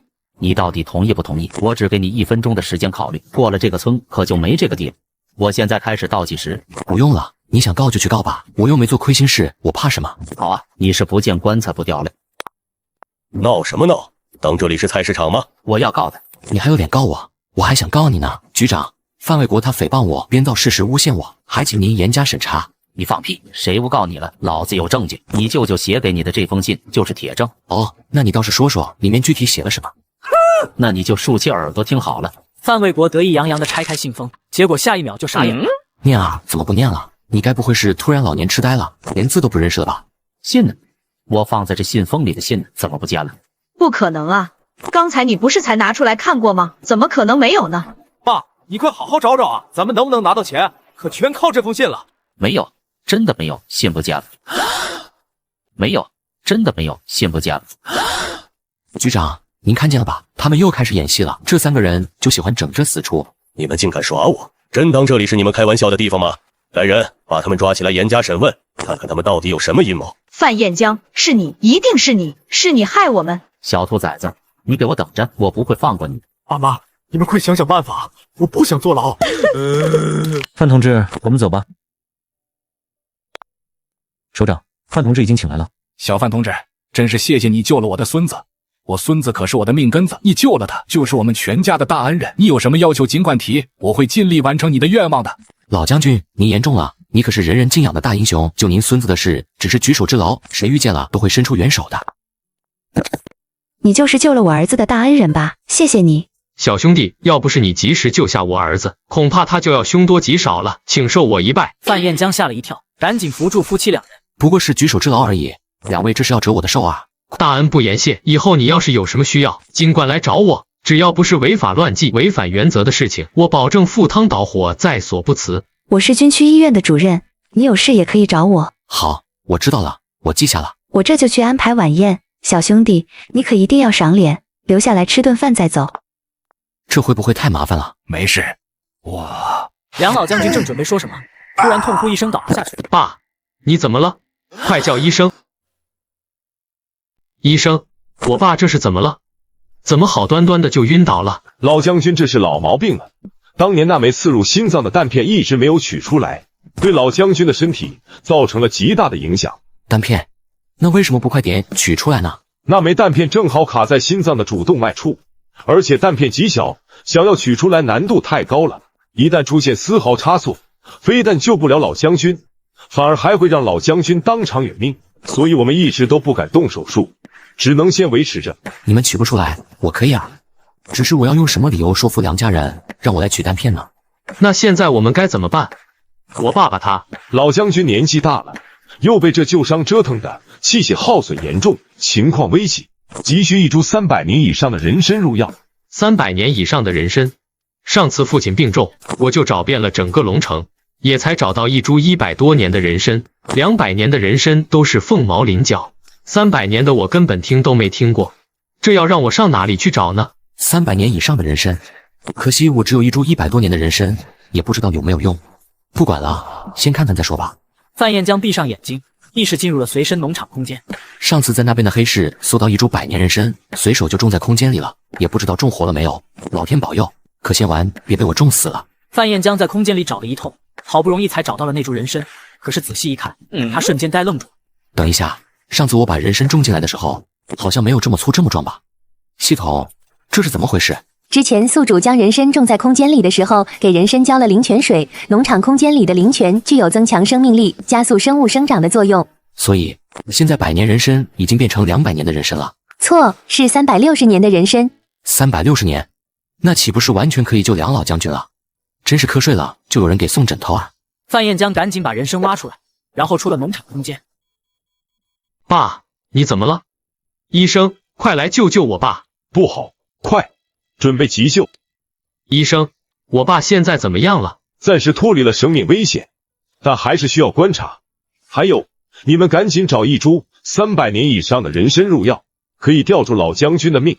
我已经用尽了我能想到的所有办法，可是根本没人能找到300年以上的人参，连200多年的都没找到。这可怎么办呀？难道我们只能眼睁睁地看着爸爸？我这里有一株老人参，只是我不懂鉴定，不知道够不够300年。这是360年的人参，老将军这下有救了。小范兄弟，求求你把人参卖给我吧，多少钱我都愿意买，只求你救救我父亲。我现在把人参拿出来，本来就是为了救老将军的，你尽管拿去用，钱的事慢慢再说。说完，范彦江就直接将人参塞进了医生手里，医生立刻迫不及待地跑去配药。你又救了我们梁家一次，我真不知道该怎么感谢你才好了。小范兄弟，从今以后你就是我的亲兄弟，为了你，我可以上刀山下火海，绝无二话。你这话已经说过一次了，我相信你。我可以去看看老将军吗？可以，刚才医生说过可以进去探望，只是父亲还昏迷着。没事，我就看一眼。范彦江走进病房，伸手握住梁老将军的手。系统，这个距离能够精准收取物品进入空间吗？因为涉及人体精密器官，必须近距离接触需要收取的物品，最远具体不能超过10公分。范彦江闻言只能伸手按在梁老将军的心口处。那这个距离呢？够近了吗？可以，系统正在检测中，请稍后。小范，你这是在干什么？小范，你这是在干什么？系统将老将军心脏上的弹片收入空间。丁，弹片已收入空间。小范兄弟，你这是在干什么？我运气一向不错，想着借一点给老将军看看，也许老将军的病情就有转机了呢。哈哈哈，你还信这个？不过我爸这都是几十年的毛病了，恐怕……梁俊话还没说完，心跳监控仪突然发出尖锐的报鸣声。医生，快来！不好，老将军的心脏出血了，必须立刻进行手术。我来帮忙推吧。系统，把弹片放回老将军身体里，距离心脏不远处，但是不要伤害到身体内部的器官。丁，弹片已经放回老将军体内。希望一切顺利吧，不然弹片凭空消失，等下都不好解释了。怎么会突然心脏出血呢？我爸他不会。放心吧，老将军吉人天相，一定不会有事的。而且我运气一向很好，相信我。但愿如此，借你吉言。医生，我爸他怎么样了？手术非常成功，老将军已经脱离危险了。谢天谢地，吓死我了！这一次你还真该谢谢老天爷，说来也是你爸爸运气好，不知道为什么他卡在心脏上的那片弹片突然自己脱落了，再加上老将军刚刚才服用过加了300年人参的药，血气充足，把弹片冲到了安全的地方，这才没有对身体造成任何损伤，真的可以算得上是一种奇迹了。天哪，竟然还有这么神奇的事情！我从医40年，还从来没见过这么神奇的事情，所以我才说你真的应该谢谢老天爷。不，我应该谢谢小范兄弟，没想到你说的都是真的，你真的运气很好。我爸这个老毛病折腾了他几十年，多少名医都束手无策，可你一来，他就莫名其妙的好了。你不但是我们梁家的救命恩人，还是我们的大福星啊！这你太过奖了，这只是巧合罢了。还请您立刻回研究所。怎么回事？出什么事了？科研组的教授重伤，研究濒临停摆。要是您也出事，恐怕……我明白了，这群畜生简直是狼子野心，人尽皆知。小同志，情况紧急，我必须得先离开了。这支钢笔是我获奖时收到的赠品，意义非凡。日后你若是有需要，可以拿着它来见我。不行，这太贵重了，我不能收。让你拿着就拿着，我期待着和你再次相见。小范，你行啊，第一次跟车就连立了2次功，这洞察力都快赶得上福尔摩斯了。回去以后，我可得好好的敬你2杯。赵叔，你太过奖了，我就是运气好，赶上了而已。运气也是实力的一种吗？你就别谦虚了。说起来，咱们整个车的人都是沾了你的光，估计也能立个集体功什么的。这顿酒必须请。那我来准备宴席，大家一起庆祝一下，保证让你们吃得满嘴流油。回到龙城后，范彦江果然受到了单位的嘉奖。彦江同志，这次你表现得很好，这都是大家的功劳。放心吧，少不了他们的功劳。站长您太客气了，今天我和兄弟们说好要摆个酒席，庆祝一下，请您赏脸一起来吧。好，我一定来。范彦江呢？让他滚出来见我。系统，把我眼前这条花莲收入空间。丁，一条3斤2两的花莲已经收入空间。哈哈哈，太好了！农场空间竟然真的能收取活物，这下我可以靠空间捕鱼，而且这效率比钓鱼快了不止100倍。小子，这湖里的鱼都精着呢，我都在这里钓了半天了，一条鱼都没钓上来，你还想空手抓鱼？你脑子没毛病吧？那是你水平太菜，真正的钓鱼根本连鱼竿都不用，只靠双手就行。吹牛谁不会？有本事你就用你的双手抓一条鱼给我看看。你还真当这湖是你们家的？湖里的鱼你想怎么抓就怎么抓。呵呵，你还真说对了，这湖虽然不是我家的，但是这鱼还真是我想怎么抓就怎么抓。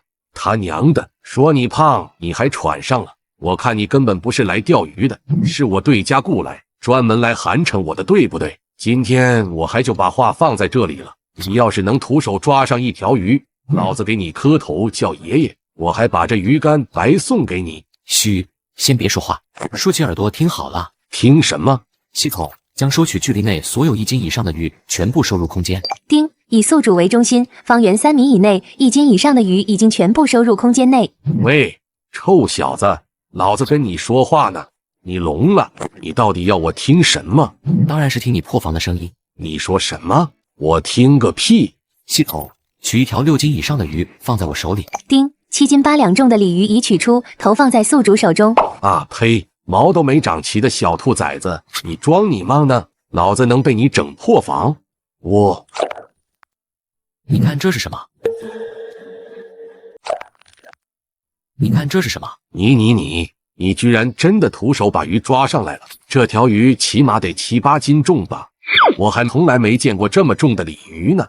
刚才我好像听到有人说，要是我真的能徒手抓到鱼，就给我磕头叫爷爷呢。啊，我开玩笑的，对不起，大佬，是我有眼不识泰山，您大人有大量，别跟我一般见识。我这鱼竿可是花300多块钱买的进口货，就送给您当赔罪礼了。算了，看在你人还算实诚的份上，这次的事情就此结果吧。就是你以后要吸取教训，人外有人，山外有山，出门在外别太狂，说不定哪天就踢到铁板了。行了，你快走吧，别烦我。是，那您先忙着，我就不打扰了。总算是把人打发走了，这下可以尽情的收鱼了。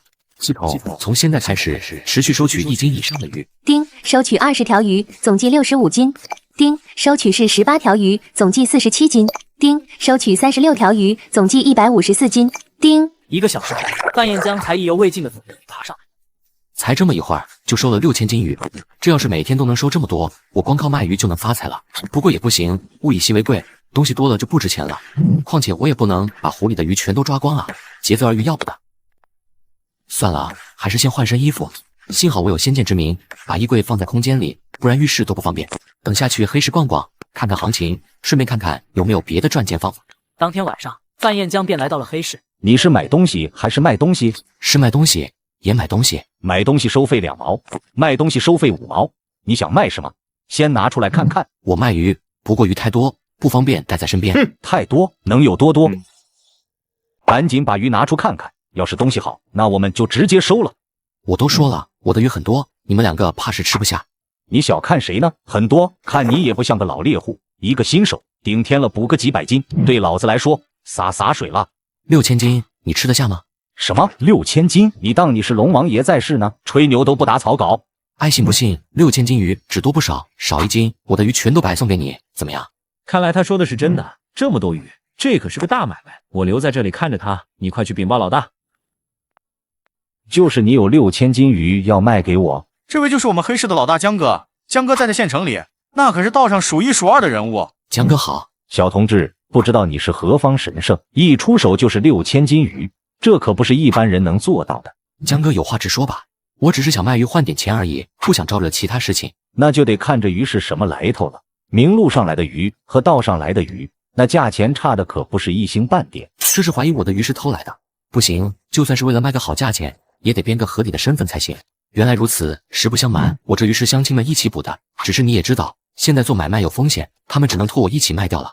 那就好，不知道小兄弟贵姓，怎么称呼？投机倒把可是重罪，我可不能曝光自己的身份，免贵姓范，范永健，你叫我小范就行。好，小范兄弟，你这鱼现在在哪里？咱们一手交钱，一手交货。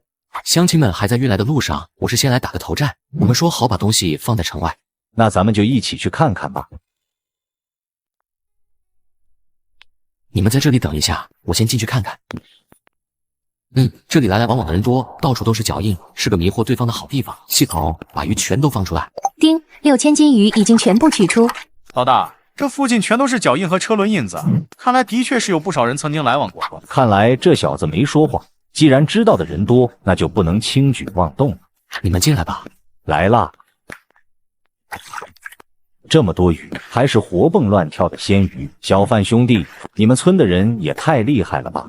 过奖，6000斤鱼只多不少，你开个价吧。现在市场上的鱼零售价是4毛钱1斤，咱们这是批发，肯定是要便宜点，我就给你算3毛1斤，怎么样？行，还算公道，成交。这里是1800块，你数一数，另外还有2张工业票送给你，就当是交个朋友。差点忘了，这个时代不管买什么东西都要票，工业票更是不好弄。那就多谢江哥了，我交你这个朋友。好，以后你有什么好东西，尽管来找我，我保证不让你吃亏。可以，那我就先告辞了。告别江老大后，范彦江再次来到黑市。这么一会儿功夫就赚了1800块，总算是有现金可以用了。毕竟空间里那些金条和首饰不方便在龙城使用。这个看起来好像是个古董，跟前世我在电视上拍卖会上看到的很像，就是不知道是不是真的。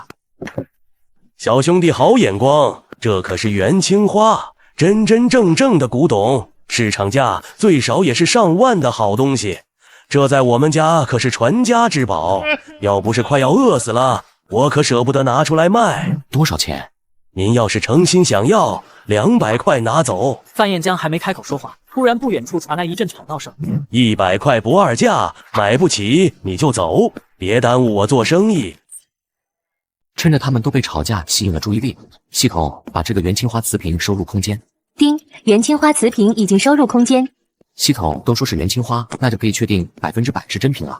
我猜的果然没错，系统还可以用来鉴别古董的真假。小伙子，你看好了吗？这元青花你要不要？等一下，我的元青花呢？哎呦，那边在吵什么？我的天哪，他们好像打起来了。什么？打起来了？我看看。系统把元青花取出来。丁，元青花瓷瓶已经取出，投放至原处。不对，差点被你小子给诓了。我的元青花呢？你小子是不是想趁我不注意调包？这不是就在这里吗？这瓶子我都已经决定要买了，调包有什么意义？100块对吧？范彦江付了钱，正准备带着元青花离开，突然一个人影倒了过来，差点撞在他身上。怎么回事？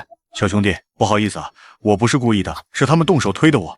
小子，我警告你，少他娘的多管闲事，麻溜的滚一边去！我从来不管闲事，不过我刚买的瓷瓶差点被撞掉了，要是摔碎了怎么办？你赔得起吗？不就一个破花瓶吗？赔个屁！你赶紧给我滚，别耽误老子买东西，不然老子打断你的狗腿，你信不信？呵呵，你撞了我你还有理了？我这人什么都吃，就是不吃亏。老板，他想跟你买什么东西？就是家里收拾出来的一些老书，不值什么钱，可毕竟是祖上流传下来的，我也不想贱卖。他嫌贵，非要跟我砍价，我不愿意，他居然还想明抢。范彦江走到摊子面前，随意拿起几本书看了一眼，瞬间就被惊得瞪大了眼睛。我的老天爷啊！《黄帝内经》《天文传经》《连山易》，这不是已经失传的古籍吗？以前看新闻时听说，有些古籍在海外保留得很完整，难道说就是这样被人偷偷卖出去的？这些书是我先看到的，那就是我的，先来后到，懂不懂？就凭你一个黄毛小子，也敢跟老子抢东西？什么先来后到？人家老板是来卖东西的，那自然是价高者得。对，谁出的钱多，我就卖给谁。给脸不要脸！今天老子在这里，我看谁敢买我看上的东西。话音刚落，男人就掏出枪，他身后的小弟也围了上来，手中的枪口全都指向范彦江，气氛瞬间紧张起来。你这是在威胁我？是又怎么样？反正这些书籍是我的了，我要是买不到，那就谁也别想得到。这可是你说的，老板，你去找江哥，让他直接报告公安，说这里有人抢劫，赶紧来抓人。你他娘的疯了！这里可是黑市，投机倒把的地方，要是条子来了，咱们都得玩完。玩完就玩完，反正你不想让我好过，那就大家一起完蛋。反正老子上面有人，有的是时间跟你耗。根据前世听到的那些传闻，这些书籍肯定是被人偷偷卖去海外的。那眼前这个人肯定跟境外势力有关联，我就不信他不怕。果然看到范彦江丝毫不退让，一副要一起蹲巴黎子的样子，男人瞬间就怂了。好，算你小子狠，我们走。老大，咱们就这么算了吗？那些书籍可是很珍贵的古品，转手卖到海外去，最起码能翻几十番，错过这个村可就没这个地儿了。废话，这点事儿老子还能不知道吗？等下我们埋伏在附近，等那小子出来了，就干掉他灭口，然后把东西抢过来。可那小子刚刚说他上面有人，万一打草惊蛇，查到咱们怎么办？怕什么？我们也不是吃素的，这些年也赚了不少了，干完这票就直接带着钱出国潇洒去。系统把真正的古籍正品收入空间。33本古籍正品已经收入空间。老板，我选好了，就这33本，我全都要了，你开个价吧。125块，一共是825块，你就给820就行了。行，以后你要是再有什么像这样的书籍，可以联系我，要是东西好，价钱我不会让你吃亏的。一下子就收了这么多古董，过个10几20年转手一卖，那至少也是千万富翁级别起步，简直赚大发了，哈哈哈。小子，抢了老子的东西，你好像很得意嘛。又是你，怎么你买不起的东西，别人买了就叫抢？穷就算了，还不要脸，也真是小刀拉你屁股，让我开了眼了。你他娘的敢骂老子！兄弟们上，让他看看马王爷到底有几只眼。小子，赶紧出来受死，早死早超生！你该不会以为凭着一棵树就能保住你的小命吧？哈哈，这可是你逼我的，不给你点颜色看看，你还以为老子是 Hello Kitty 呢？系统将他们射出来的子弹全都收入空间。子弹已经全部收入空间。怂货，给老子滚出来！你让我滚我就滚，有种你自己过来请大爷我。他娘的，死到临头了还嘴硬，都给我上，弄死他！系统把空间里的所有子弹全都原路返回。子弹已经全部原路返回。系统的机械音刚落下，空间里的子弹便以同样的速度，在同一时间原路飞速射向开枪的人。只用了不到1秒钟就干掉了我所有的兄弟，这火力，对方到底是有多少人啊？老大，这小子耍诈，我们中计了，他身后肯定埋伏了至少几十个人，咱们不是对手，快撤吧！撤什么撤？你们还是不是男人？仇已经结下了，斩草不除根，后患无穷。兄弟们，大家一起上，弄死他们！老大为伍，冲啊！可就在众人冲上去的那一瞬间，男人却是毫不犹豫的转头就跑。老子还想多活几年呢，好不容易赚了那么多钱，还没来得及花呢，可不能便宜了别人。一群傻叉，你们老大都跑了，你们还在这里傻充呢？他1个月才给你们开多少钱？拼什么命呢？见此情形，众人全都愣住了。老大竟然跑了，他这是把我们当炮灰了！他娘的，老子对他掏心掏肺、忠心耿耿，他竟然害老子！别说这些没用的了，现在的问题是我们中埋伏了，咱们应该怎么办？我不想死啊！中了埋伏，看来他们以为刚才的枪林弹雨是我身后埋伏了人射击。嘿嘿，这倒是个好主意。不想死是吧？那你们想不想报仇？你什么意思？说实在的，看你们对你们老大忠心耿耿，结果却被推出来当炮灰的可怜样子，我还真有些同情你们，所以我愿意给你们一个报仇雪恨的机会。我们刚才还想杀你，你不杀我们就算了，还想帮我们报仇，你能有那么好心？当然不是，你们这些年肯定弄了不少好东西，干掉你们老大，然后这些东西我要跟你们3-7分，你们3我7，你们3我7，你一个人占7成，我们这么多人分3成，你他娘的抢钱呢？同意还是死，你们自己选。你欺人太甚！范彦江二话不说，转头对着小树林里厉声下令：所有人射击准备，3、2，同意，我们同意，别开枪，把枪丢下，然后带路。众人连忙丢下枪，举起手来。就在他们转身的那一瞬间，范彦江立刻将地上的枪收入空间。众人见状，吓得倒抽一口冷气，居然这么快就把枪收走了，我连一点声音都没听到。这人果然有埋伏，而且个个都是高手。大哥，这里就是郭老大，不是，是郭天生的老巢，他这些年收来的好东西都在这里藏着呢。那还等什么？冲进去报仇！可是我们没有武器啊，您看着，他只有1个人而已，你们连这也怕？放心吧，你们只管往前冲，我会带人在后面火力支援的。好吧，兄弟们，为了给自己报仇，为了一夜暴富，冲啊！哼，反正都是些叛徒，先让他们狗咬狗再说。与此同时，郭天生刚收拾好东西，准备跑路，结果就被自家兄弟们堵在了院子里。你们怎么回来了？好啊，你他娘的果然打算自己跑路！兄弟们，上！你们是要造反吗？我是你们的上司，你们敢打我？你想让我们给你当炮灰，那我们就先杀了你。结束了，大哥，郭天生已经死了。很好，接下来咱们就可以毫无后顾之忧的分钱了。可是你刚才不是说会火力支援我们吗？为什么我没听见枪声？谁让你们都打成一团了？万一误伤怎么办？再说了，人少一点，你们分到的钱不就更多吗？这是好事，你有什么好不开心的？这是好事，你有什么好不开心的？也对，大哥英明。好了，带我去藏东西的地方吧。大哥，您这边请，藏宝库在后院。范彦江跟着二顺往后院走，途中经过一座练武场，他顿时有些好奇。这宅院看起来还挺大的嘛，而且还有专门的练武场，看来你们这位郭老大出身不凡啊。这宅院根本不是郭天生的，是他用诡计抢来的。这宅院的主人原本是一个武学世家的子弟，听说祖上个个都是武林高手，好像还出过武状元的。可惜后来家里落魄了，破船还有3000钉呢。武学世家就算再落魄，也不可能连自己的祖宅都保不住吧？俗话说，明枪易挡，暗箭难防。郭天生跟海外那些人有瓜葛，联合起来下了个套，让这孙家的几个子孙染上了毒瘾，输光了家产，最后不得不把祖宅也卖了。你骗鬼呢？那孙家人又不是傻子，能甘心乖乖的被你们设计？就算当时没反应过来，事后也该明白了吧？他们能不报复？您怎么知道的？可真神了！后来孙家人的确想报复，可郭天生担心事情败露，早就准备好杀人灭口了。具体情况我们也不清楚，反正没过多久，孙家人就彻底消失了。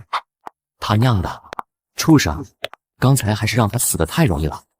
大哥，就是这里，郭天生弄来的好东西都藏在这里，进去看看。这么多金银珠宝，还有古董，这下发财了。郭天生这个王八蛋，平时让我们给他卖命，却只分给我们那么一点东西，结果他自己藏了这么多值钱东西。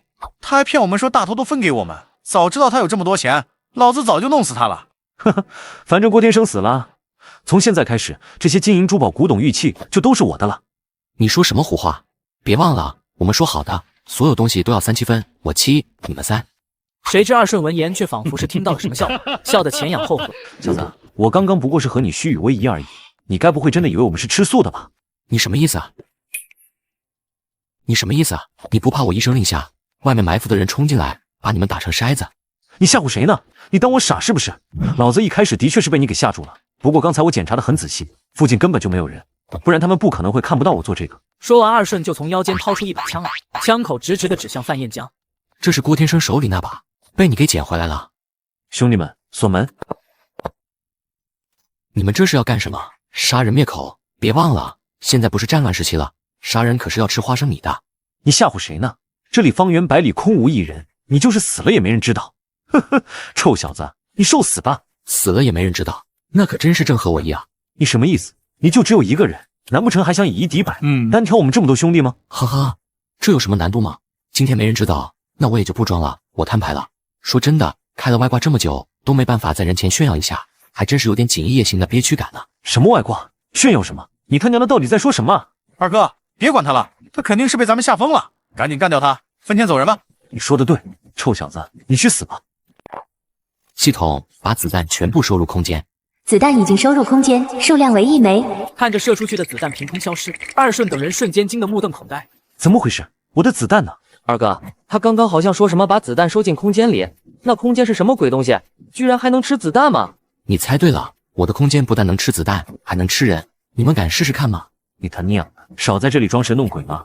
不过是会点变戏法而已，跑江湖的下九流手艺罢了。你还真当爷爷是3岁小孩那么好糊弄吗？不信你就试试看，老子会让你知道，今天你踢到的是这世界上最硬的一块铁板。王八蛋，你去死吧！老子今天要把你射成筛子，看你小子还这么狂！老子今天要把你射成筛子，看你小子还这么狂！系统把枪和子弹全部收入空间。枪已经收入空间，数量为1；子弹已经收入空间，数量为4。我的枪呢？这到底是怎么回事？你是在找这个吗？说着，范彦江就扣动扳机，一枪射中二顺的手臂。二顺惨叫一声，满脸惊恐难以置信地看着范彦江。我的枪怎么会在你手里？你到底是人还是鬼？我是人还是鬼？等下你去地底下问问阎王爷就知道了。现在轮到你们了。阿姨饶命啊！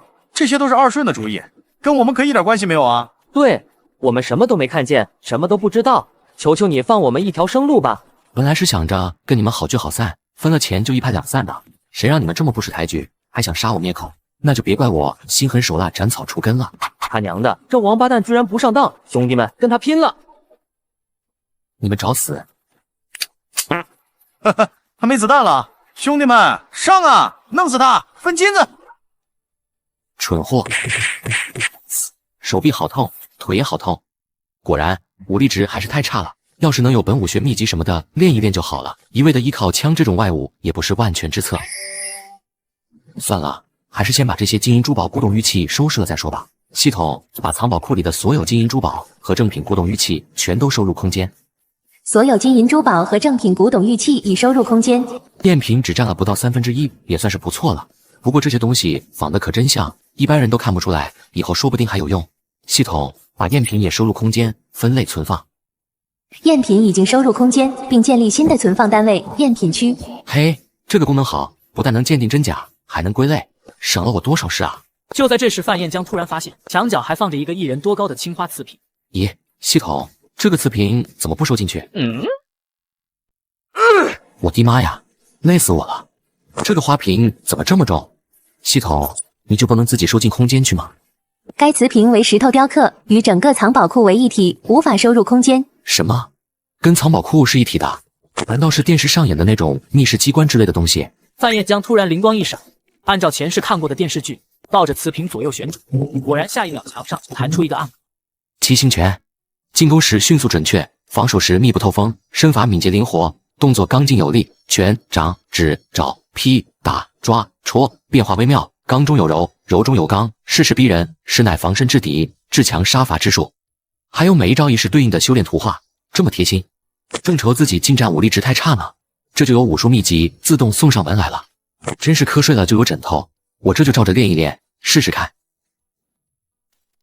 果然是顶级秘籍，我只是练会了第1层就能徒手断石，这要是练到最高1层融会贯通了，那岂不是打遍天下无敌手了？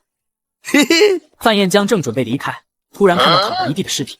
等一下，这七星拳这么厉害，可这孙家一家还是被害得满门尽丧，可见这郭天生身后的人不简单。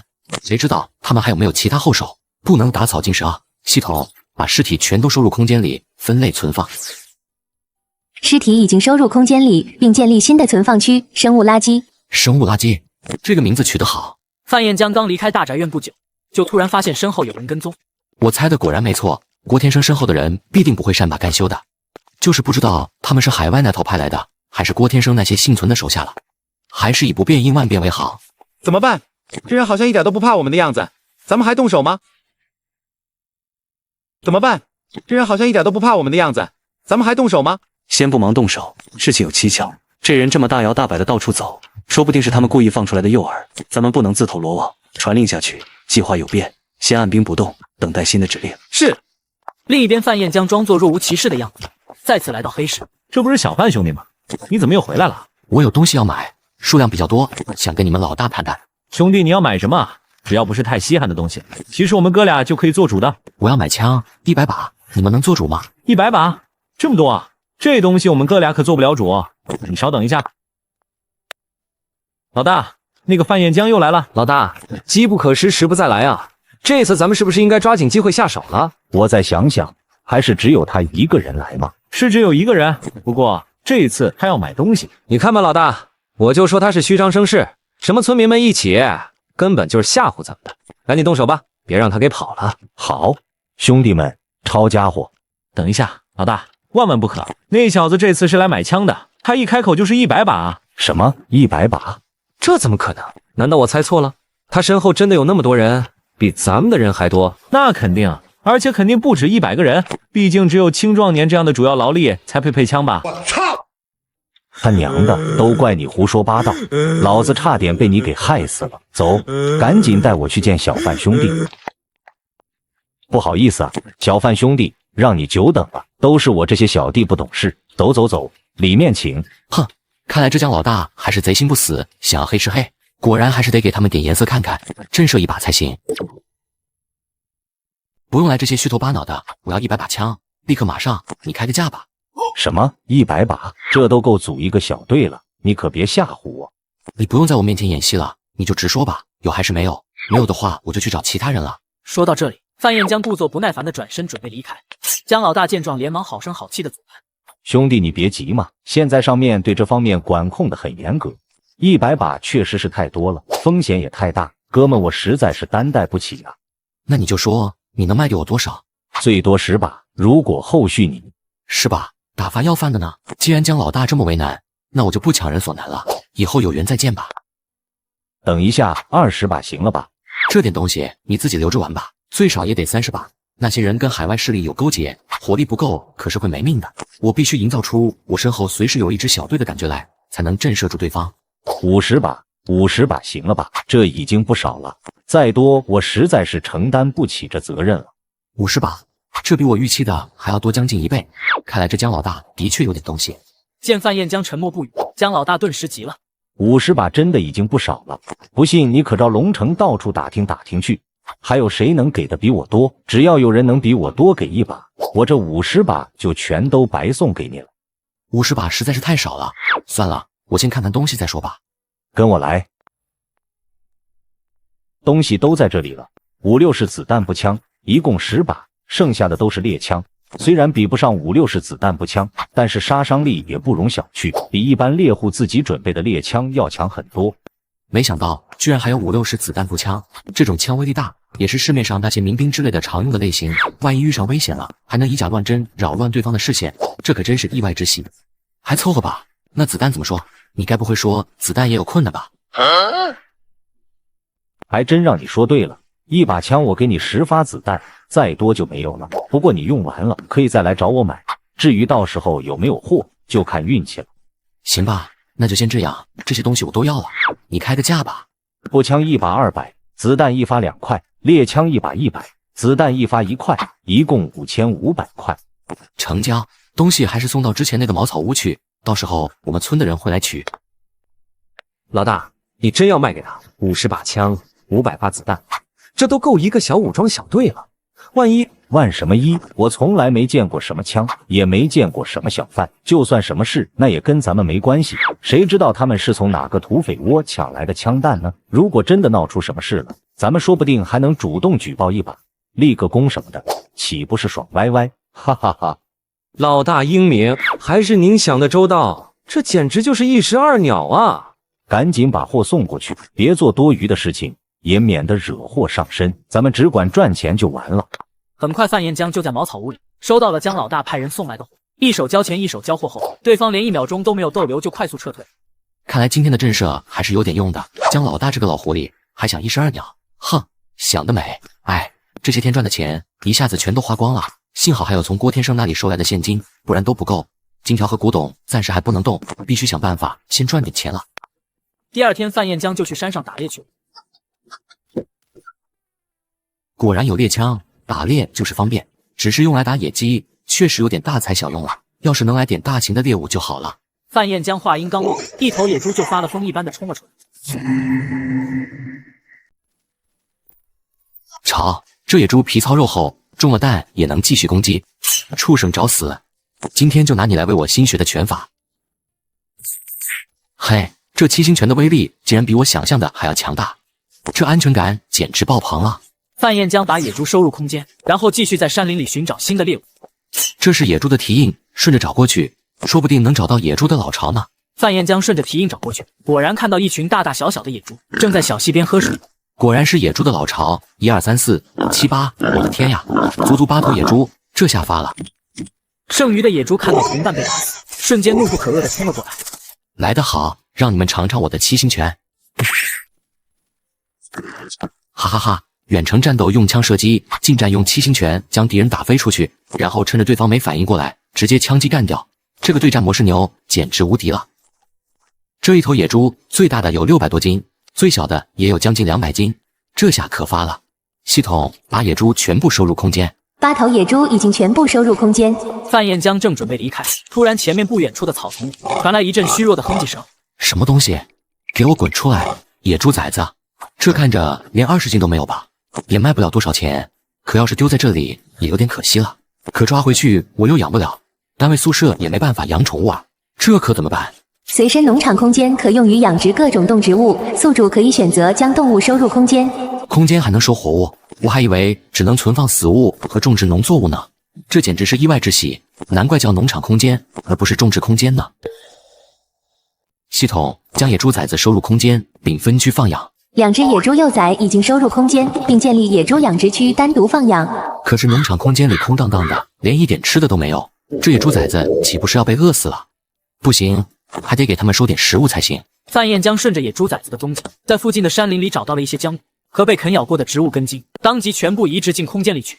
好了，有灵泉水在，不愁植物会被我养死。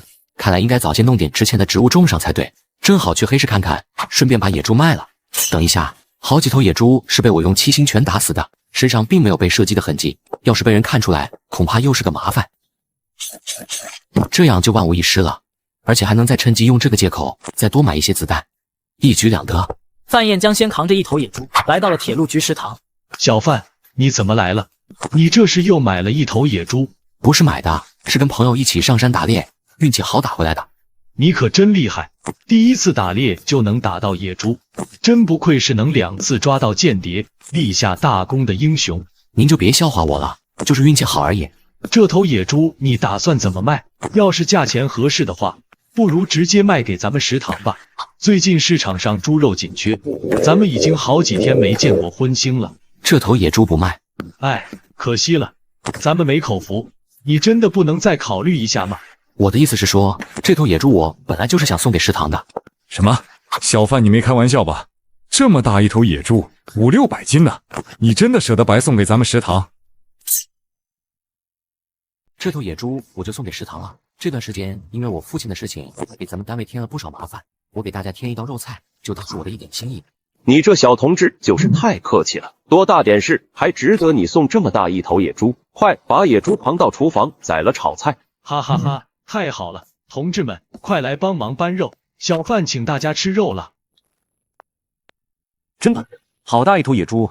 今天每个人至少能分上1碗肉吧？小贩就是大气，你放心，以后再有人敢找你麻烦，我们一定站在你这边。谢谢大家，叔，我想借用一下板车，可以吗？可以，当然可以，别说借了，就是送给你都行。当天晚上，范彦江再次来到黑市，满满一板车的野猪瞬间震惊了众人。8头野猪，小贩兄弟，这才不到半天功夫，你竟然就打了这么多，你这也太厉害了吧！小意思啊，这野猪你要吗？要的话开个价，不要的话我就去找别的买家了。要，当然要，按照市场价6毛钱1斤，怎么样？可以，称重吧。一共3562斤，给你凑个整数，2140块。不过小贩兄弟，你这野猪怎么有的没脑袋呢？看着怪瘆人的。每个人打猎方式不一样，有的人下手猛了点，脑袋看着不成样子，担心吓坏人，索性砍了。呵呵，小兄弟想得周到。呵呵，他娘的，到底是猛成什么样的人，才能打个猎都把野猪脑袋给打得不成样子？太凶残了。幸好我没得罪他，以后也不能得罪。这次浪费了不少子弹，想再找你补一点。可以，当然可以。不过我存货也不多，顶多给你50发，价钱还是老样子。行，你手上有没有老山参？价钱合适的话，我想收一些。人参那可是值钱物件，我一个小人物哪里买得到这玩意？就算有，也早就被人给买走了，留不住的。那你手上有人参子吗？凑合一下，应该也行吧？有倒是有，只是人参子跟人参那可是天差地别，根本就不是一个档次的东西。你要是拿去治病的话，可别耽误了病情。不治病，就是拿来养生的，影响不大。你开个价吧，要是价钱合适的话，我就全包了。我也不坑你，按照市场价10块钱1斤，我这里有20斤，你要是能全要的话，我给你打8折。行，我全都要了，160块，你数数。以后你要是再有什么稀奇的种子，可以给我留着，价钱不是问题。好嘞，我都给你留着。范彦江刚离开黑市，突然发现身后有人跟踪，也不知道是哪一路人马，该不会是郭天生背后那些人吧？如果是这样的话，得赶紧找个安全的地方埋伏。威哥，这个小子走得太快了，我都快追不上了。还敢跑？上，把他给我拿下！站住，把钱交出来！怎么想打劫？真是不知死活！臭小子，还敢顶嘴！都给我上！钱抢了，人直接打死！放开我！老子可是黑熊帮的3当家，你要是敢伤我，黑熊帮不过放过你的。黑熊帮什么东西？他娘的！我们黑熊帮可是龙城数1数2的大帮派，就连上面的人也得给几分颜面。你敢侮辱黑熊帮，你他娘的活腻歪了是不是？还嘴硬，看来我下手还是太轻了。说到这里，范彦江直接掏出枪抵在威哥的头上。有什么威风，下去慢慢跟阎王爷耍吧。救命啊！你们这群饭桶，快点救我啊！快点救我啊！连我都敢抢，去死吧！慢着，大爷您息怒，我们没有恶意的，就是看您身手不凡，才2天就靠打猎赚了那么多钱，我们老大有惜才之心，想要请您回去认识一下。请我用抢劫的方式吗？臭小子，你别给脸不要脸！我们老大请你是看得起你，你可别敬酒不吃吃罚酒。他娘的！别，大爷，求您别杀我们！不是说你们老大要请我吗？那走吧。这些人跟江哥他们不一样，一看就是不择手段的那种。今天要是不斩草除根，以后会更麻烦的。大爷，您这边请。范彦江跟着几人来到黑熊帮，一进门就听到屋子里面隐隐传来女人哭泣声和惨叫声。怎么回事？小贩兄弟，你可让我久等了。屋子里面是怎么回事？你们在欺凌女人？别说的那么难听嘛，这可是个赚钱的买卖。你也知道，这世界上最好赚的就是女人的钱了。救命啊！范彦江闻言怒不可遏，二话不说便冲了进去。只见一群男人一脸猥琐的将女人压在地上，若有反抗便是一顿拳打脚踢，墙角还有几个女人被捆在一起。这是拐卖妇女，你们是人贩子！救命啊！大哥，求求你救救我们！哪来的臭小子，敢在黑熊帮闹事儿？你们找死！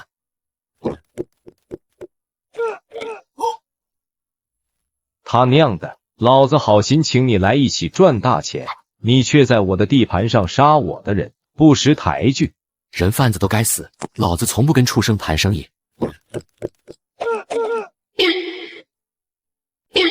别杀我，我们都只是听令行事而已，不关我们的事。没错，我们都是无辜的，求求你饶了我们吧！哼，欺负女人的时候，你们怎么不说自己是无辜的？不管是主犯还是从犯，只要是人贩子，就都该死。臭小子，有种你杀了我，否则只要我黑熊还有一口气在，就绝对不会放过你的。你当老子是下大的，让你就这么死了，太便宜你了。等着吧，有你受罪的日子。谢谢你，大哥，谢谢你救了我们。以后我就是当牛做马，上刀山下火海，也要报答你的恩情。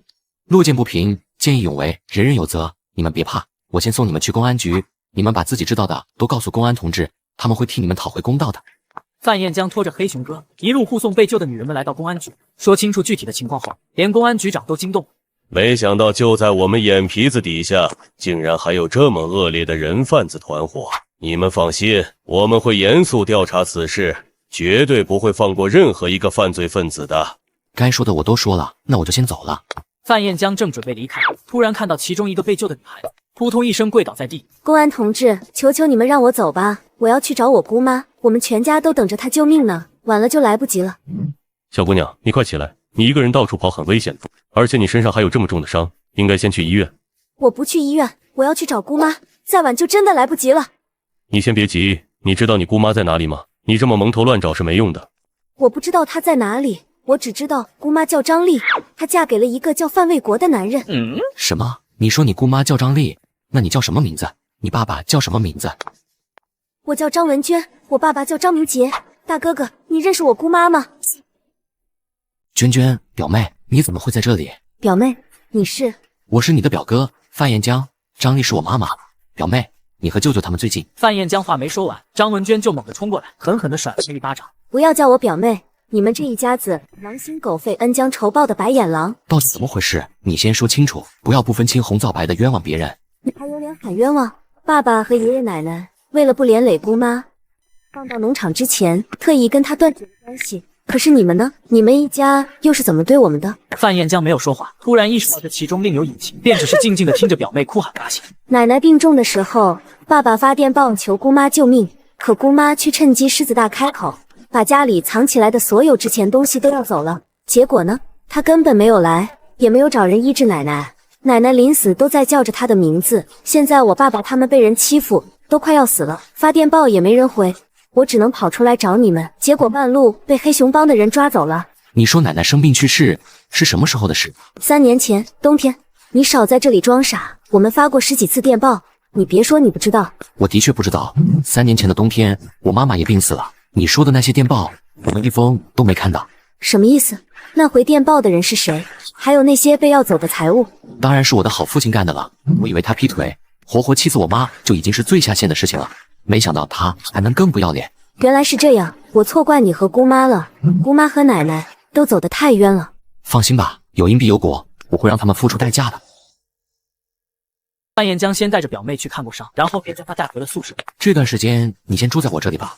我住在这里，那你呢？你要住在哪里？我有房子，我会回家去住。你放心吧，没事不要出宿舍大院，我会让同事们照顾你的。你安心养伤，我会经常来看你的。安顿好表妹后，范彦江转身便回了家。你这个小畜生，终于知道回来了。你还有脸回来？你知不知道，因为你胡说八道，害得我们全家受了多少苦？你还是人吗？彦江啊，你别怪你爸爸和哥哥生气，这次你真的是做得太过分了，你还是赶紧跟你爸爸道个歉吧，父子俩哪有隔夜仇呢？道歉？你们打算让我怎么道歉？别以为随便说几句对不起就行了。实话告诉你，我已经找了人好好关照你那个死鬼舅舅，你要是不想他们死了，就赶紧把你所有的钱还有你的工作全，否则你就等着我们鱼死网破吧。呵呵，鱼死网破，鱼死不死我不知道，但是今天网必须破。说到这里，范彦江直接一拳把魏国砸翻。死我妈，还想害我舅舅？那我就先送你下去给他们陪葬。范彦江，你疯了吗？我可是你亲爹，你敢打我？我不是要打你，我是要杀了你。你这个疯子，你们2个瞎了吗？还不赶快点来救我！范彦江，你给我松手，不然老子打死你！别急，等我先弄死这老张，接下来马上就轮到了你了。放心吧，你们一个都别想跑。你真的是疯了！救命啊！杀人了！范彦江杀人了！白灵吓得边叫边往外跑。你不是挺会颠倒黑白吗？现在怎么不叫了？别打了，再打下去就要出人命了。你到底想要干什么？干什么？当然是帮你们赎罪了。你该不会忘了自己做过什么吧？救命啊！儿子要杀亲爹了！你找死！我让你走了吗？谁敢再动一下，我就直接崩了。你冷静一点，我可是你亲爹，我要是死，你也活不了了。哼，那就试试看了，看是我的本事硬，还是你的命更硬。又一个想找死的。儿子，你怎么样？范彦江，求求你饶了我们吧！你妈妈是被你爸爸气死的，那些都是他一个人做的，跟我们没有关系。冤有头债有主，你要报仇找他就好了，别找我。闭嘴！我管你们谁干的，反正我妈妈死了，我外婆也被你们害死了，你们就都给我下去给他们陪葬。范彦江二话不说举起枪抵在范卫国额头上，就在他要扣动扳机的那一刹那，几个人影突然冲了进来。住手！小范，你冷静一点，你要是杀了他们，他们是罪有应得，但是配上你自己不值得。表哥，我爸爸还等着你去救他呢，你可千万不能有事啊！领导，救命啊！这狗东西疯了，他要杀我！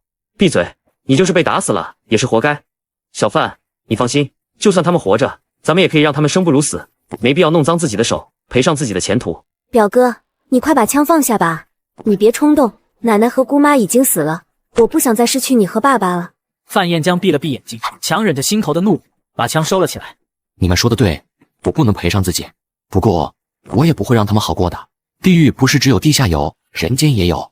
先把他们送去医院，别让他们死了。放开我，范彦江，你这个疯子，杀人犯，我要去告你，还有你们这些帮凶。吵死了！你打了他，可就不能打我了。我没吵，没说话，你别过来。小范，你冷静点，你们把他们的嘴堵上，再敢避就直接砸晕。是。对不起，刘叔，给你添麻烦了。咱俩还说这些客套话干什么？这件事情恐怕捂不住，以后你打算怎么办？看上面的意思吧，反正他们不可能会真的让我进去的。回到单位后，范彦江先去找了站长。你这小同志实在是太过鲁莽了，事情闹得那么大，我想压都压不下来。这件事我心里有数，今天我来是想把工作让给我表妹。你表妹，她不是和你舅舅一起放到农场了吗？之前破获人贩子集团的时候，我表妹提供了线索，立了大功，所以允许她留在龙城了。你的工作给了她，那你怎么办？我本来也不打算留在这里了，况且表妹一个女孩子，一个人在外面我不放心，所以以后还请您多照顾她一点。听你这语气，你到底想做什么？我要下乡，他们敢欺负到我家里人头上，那我自然是要一一找回场子的。很快转让工作名额的事情就办理好了。娟娟，从明天开始，你就是一名列车员了，你留在这里好好干，舅舅那边有我呢。我不要，我不能让你一个人回去替我吃苦。听话，你留在这里，这边有很多趟车会通往东北那边，你可以借着职务之便帮我来回运送一些物资。要是咱们都走了，恐怕就要一起在农场吃苦受罪了。好吧，我会经常去那边看你们的。范彦江刚离开宿舍，就被人堵在了门口。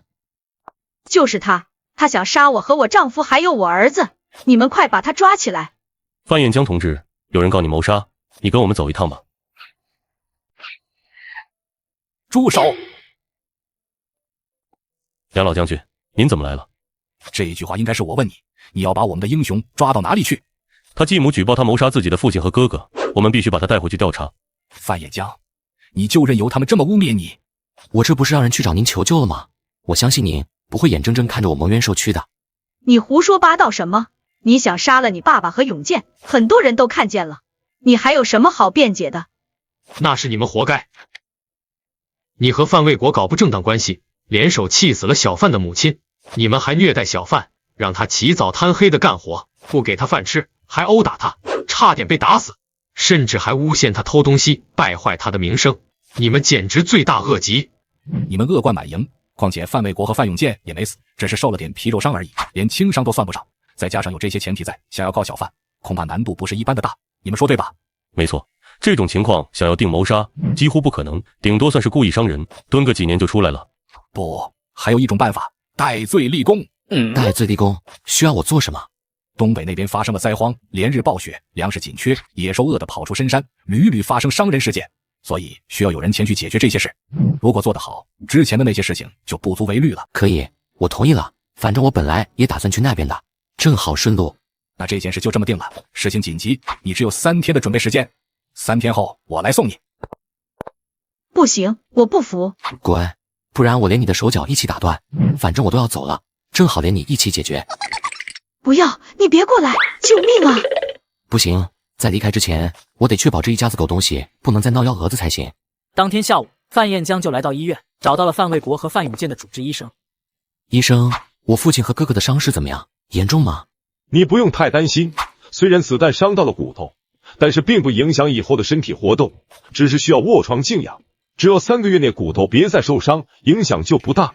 那要是不小心骨头又摔断了怎么办？有补救措施吗？再摔断可就麻烦了，以后病人的四肢恐怕会变形、无力，并且经常会有痛感，尤其是阴天下雨时，甚至还会形成习惯性骨折，这都是会折磨人一生的病痛，所以家属一定要小心照顾。我明白了，大夫您就放心吧，我一定会好好照顾他们的。你快点，我快憋不住了。妈，别管他，先推我进去，我更急。你们都别吵了，我就一个人，怎么可能同时照顾得了你们2个？我来帮你吧。谢谢你，范彦江，你怎么会在这里？当然是来帮忙照顾你了，我的好父亲。你这个小畜生，你放开我，别碰我。那好吧，父亲，如你所愿。范彦江从善如流的放开手，这可是你让我放手的，不能怪我。你这个逆子，你想害死我是不是？好，你这个小畜生，你想谋亲爹是不是？不好意思，手滑。范彦江，你这是……你信不信我去公安局告你？刚才明明是他非要我放手的，他摔了是自找的，跟我有什么关系？既然你都把罪名扣在我身上了，那我不做点什么，岂不是太冤了？你要干什么？来人啊！白灵吓得转身就想跑。范彦江，你这小畜生，老娘绝对不会饶了你！等我爬起来了，我一定要让你……还有力气骂人，看来摔的还是太轻了。你要干什么？我可什么都没说。你妈妈摔下楼梯了，没办法帮你推轮椅了，我帮你啊。话音还未落下，范彦江就把范永健推到了。哎呀，不好意思，手又滑了。范彦江，你给老子等着，老子不会放过你的。早知道你这么心狠手辣，当年老娘就不应该放过你，就应该掐死你。范彦江闻言也不生气，只是看着围过来的路人，故作惊慌失措的样子呼救：“来人，救命啊！”怎么回事？这3个人怎么都掉到楼梯下去了？都是我不好，我爸爸和后妈不待见我，可我还偏偏不放心他们，想要照顾他们，结果他们一生气，宁可自己摔下楼梯，也不肯让我扶一下。你放屁！明明是你把我们推下来的，我才是受害者。是我不好，都怪我，我今天就不应该来，那样的话你们也就不会生我的气了。你这个贱种，你怎么不去死？你怎么不去死？我说你们这一家子怎么这么恶毒？难怪人家说不是一家人不进一家门，一家3口没个好人。就是我刚才都听见了，这个后妈还说后悔当年没掐死这个小同志呢，一听就不是什么好东西。出什么事了？医生，您快救救我爸爸他们吧！刚才我跟他们说不能再摔了，想要帮忙。哎，算了，总之你快救救他们吧，别让他们留下什么后遗症。不好，骨骼2次断裂，错位，而且这次是粉碎性骨折，事情棘手了，赶紧送去急救。这家人也真是的，人家大儿子好心帮忙还不用，非得自己找死，白瞎这位小兄弟刚才那么认真细致的替他们问注意事项了。白灵等人想要辩解，可是却敌不过众人的请求声，最后3人都被送进了急救室。再出来的时候，3人都被包成了木乃伊。 3人伤势都比较严重，尤其是骨折的地方不能再受伤了，否则这辈子就只能变成瘸子，并且骨骼的疼痛会伴随他们终生的。我记住了，这次我一定会好好照顾他们的。你到底想要干什么？干什么？当然是有仇报仇，有冤报冤了。你们当年是怎么害我妈妈，害我外祖一家的，不会忘记了吧？你敢？医院这么多人看着呢，你敢动我一下，你自己也要吃牢饭的。白天我当然是不敢了，但是等到半夜3更时，呵呵。范卫国一家3口闻言只觉得毛骨悚然，当即决定先一步偷偷逃走。半夜，范彦江忍不住困得睡了过去。快走，再不走，咱们迟早死在这小畜生手里。那里有轮椅，正好坐轮椅逃跑。等一下，这轮椅怎么停不下来？不好，刹车失灵了。是楼梯，救命啊！还想跑？你们逃不出我的五指山。怎么回事？怎么又是你们3个？大晚上的就不能消停一点吗？是不是嫌自己伤的还不够重？此时范彦江才睡眼惺忪的跑过来，看到这一幕也惊得目瞪口呆。这是怎么回事？我就眯了一会儿，怎么就变成这样了？肯定是你这个贱种在轮椅上动了手脚。你想害死我们？我的腿，我的手，好痛啊！爸妈，救命啊！我要报警，小兔崽子，我要告你谋杀！你们说这3个轮椅，这3个轮椅本来就是坏的，医院没地方放了，我才好心让他们放在咱们病房里的。就是，谁知道你们3个发什么神经，大半夜的不睡觉，坐着轮椅到处跑。医生，我爸他们怎么样了？刚固定好的骨头又摔碎了，还发生了严重的错位，送去急救吧。他们3个怎么样了？1天之内连续2次粉碎性骨折，且骨头严重错位，以后恐怕无法正常行走，四肢会变形且无力，没办法干重活，而且疼痛会伴随他们终生，只能说多注意吧。看着被推出来的3个人，全身上下都包得跟木乃伊一样，愤怒地瞪着自己，却疼得说不出话的模样。范彦江心情愉悦地哀声叹气。看来他们都不想看到我，为了保证他们有个愉悦的心情，我只能离开了。我去跟他们告个别。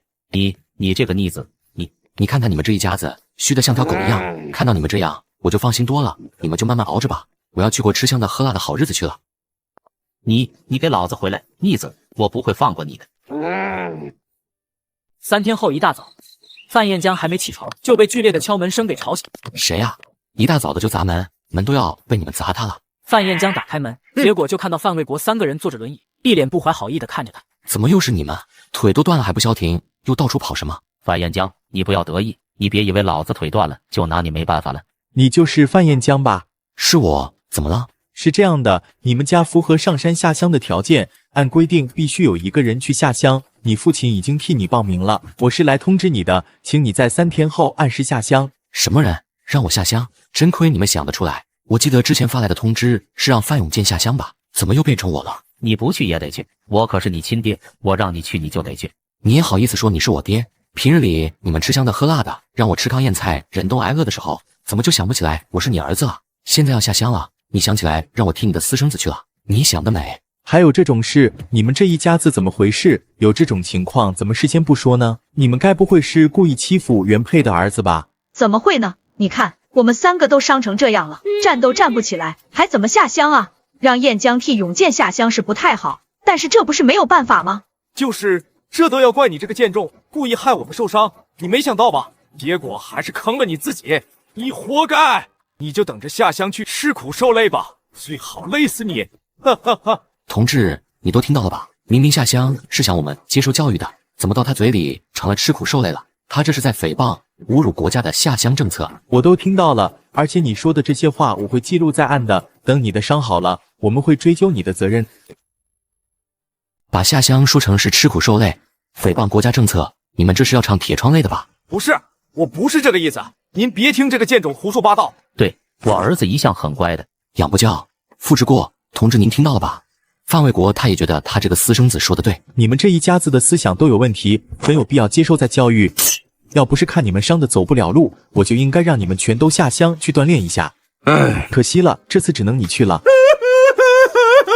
同志您不用担心，我有办法让他们去，你就只管给他们报名就行了。小畜生，你敢？你这是要让我们一家子去死啊！我才是一家之主，我不同意。范彦江二话不说就取了户口本出来，递给知青办主任。好了，给你们3个都登记好了，3天后他们必须按时出发。放心吧，我保证亲自送他们上车。范彦江，你这个贱种，你怎么不去死？我不要下乡，我不要吃苦受累。爸妈，你们救救我！你这个逆子，你死了这条心吧，老子就是死也不会下乡的。你等着，最后肯定还是得你代替我们下乡。你不是关心你那个舅舅吗？正好下乡去跟他一起吃苦。就算我要下乡，也绝对不会顶替你们任何一个人去。你们不想我好过，那咱们就都别好过。不对，你们都断胳膊断腿了，比我还要痛苦1000倍100倍吧。你这个逆子，我就不信知青办的人能同意让你把我们3个伤员绑过去。这就不用你们操心了，我有的是力气和手段。范彦江转头就给梁老将军送了一封信，然后来到山上，为之后的离开做准备。这次千里迢迢过去那边，也不知道是个什么情况，不过多准备点食物总是没错的。这七星拳果然厉害，一拳下去就是一个3米深的大坑，用来挖陷阱实在是太方便了。范彦江取出几块野猪肉，然后撒上一些灵泉水，再放进陷阱里，接着爬上树隐藏起来。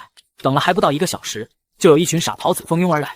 嘿嘿，上次我果然没有看错，这灵泉水对动物充满吸引力，打猎时做诱饵简直就是神器。嘿嘿，就是现在。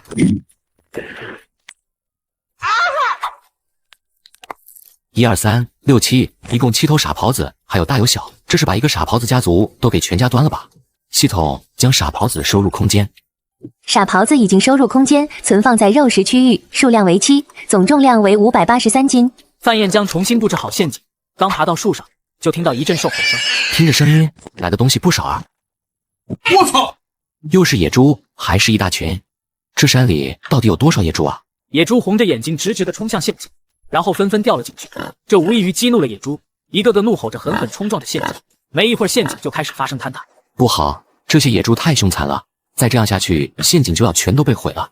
范燕将连忙突击射击，可是野猪皮糙肉厚，即便中枪了也丝毫不影响攻击力，甚至还有2头野猪在狂怒之下，竟然从陷阱里跳了出来了，径自撞向范燕将所在的那棵树。这样根本就没办法瞄准，再这样下去，树要被撞断了。他娘的，老子跟你们拼了！七星拳，我的七星拳晋升到2层了。嘿嘿，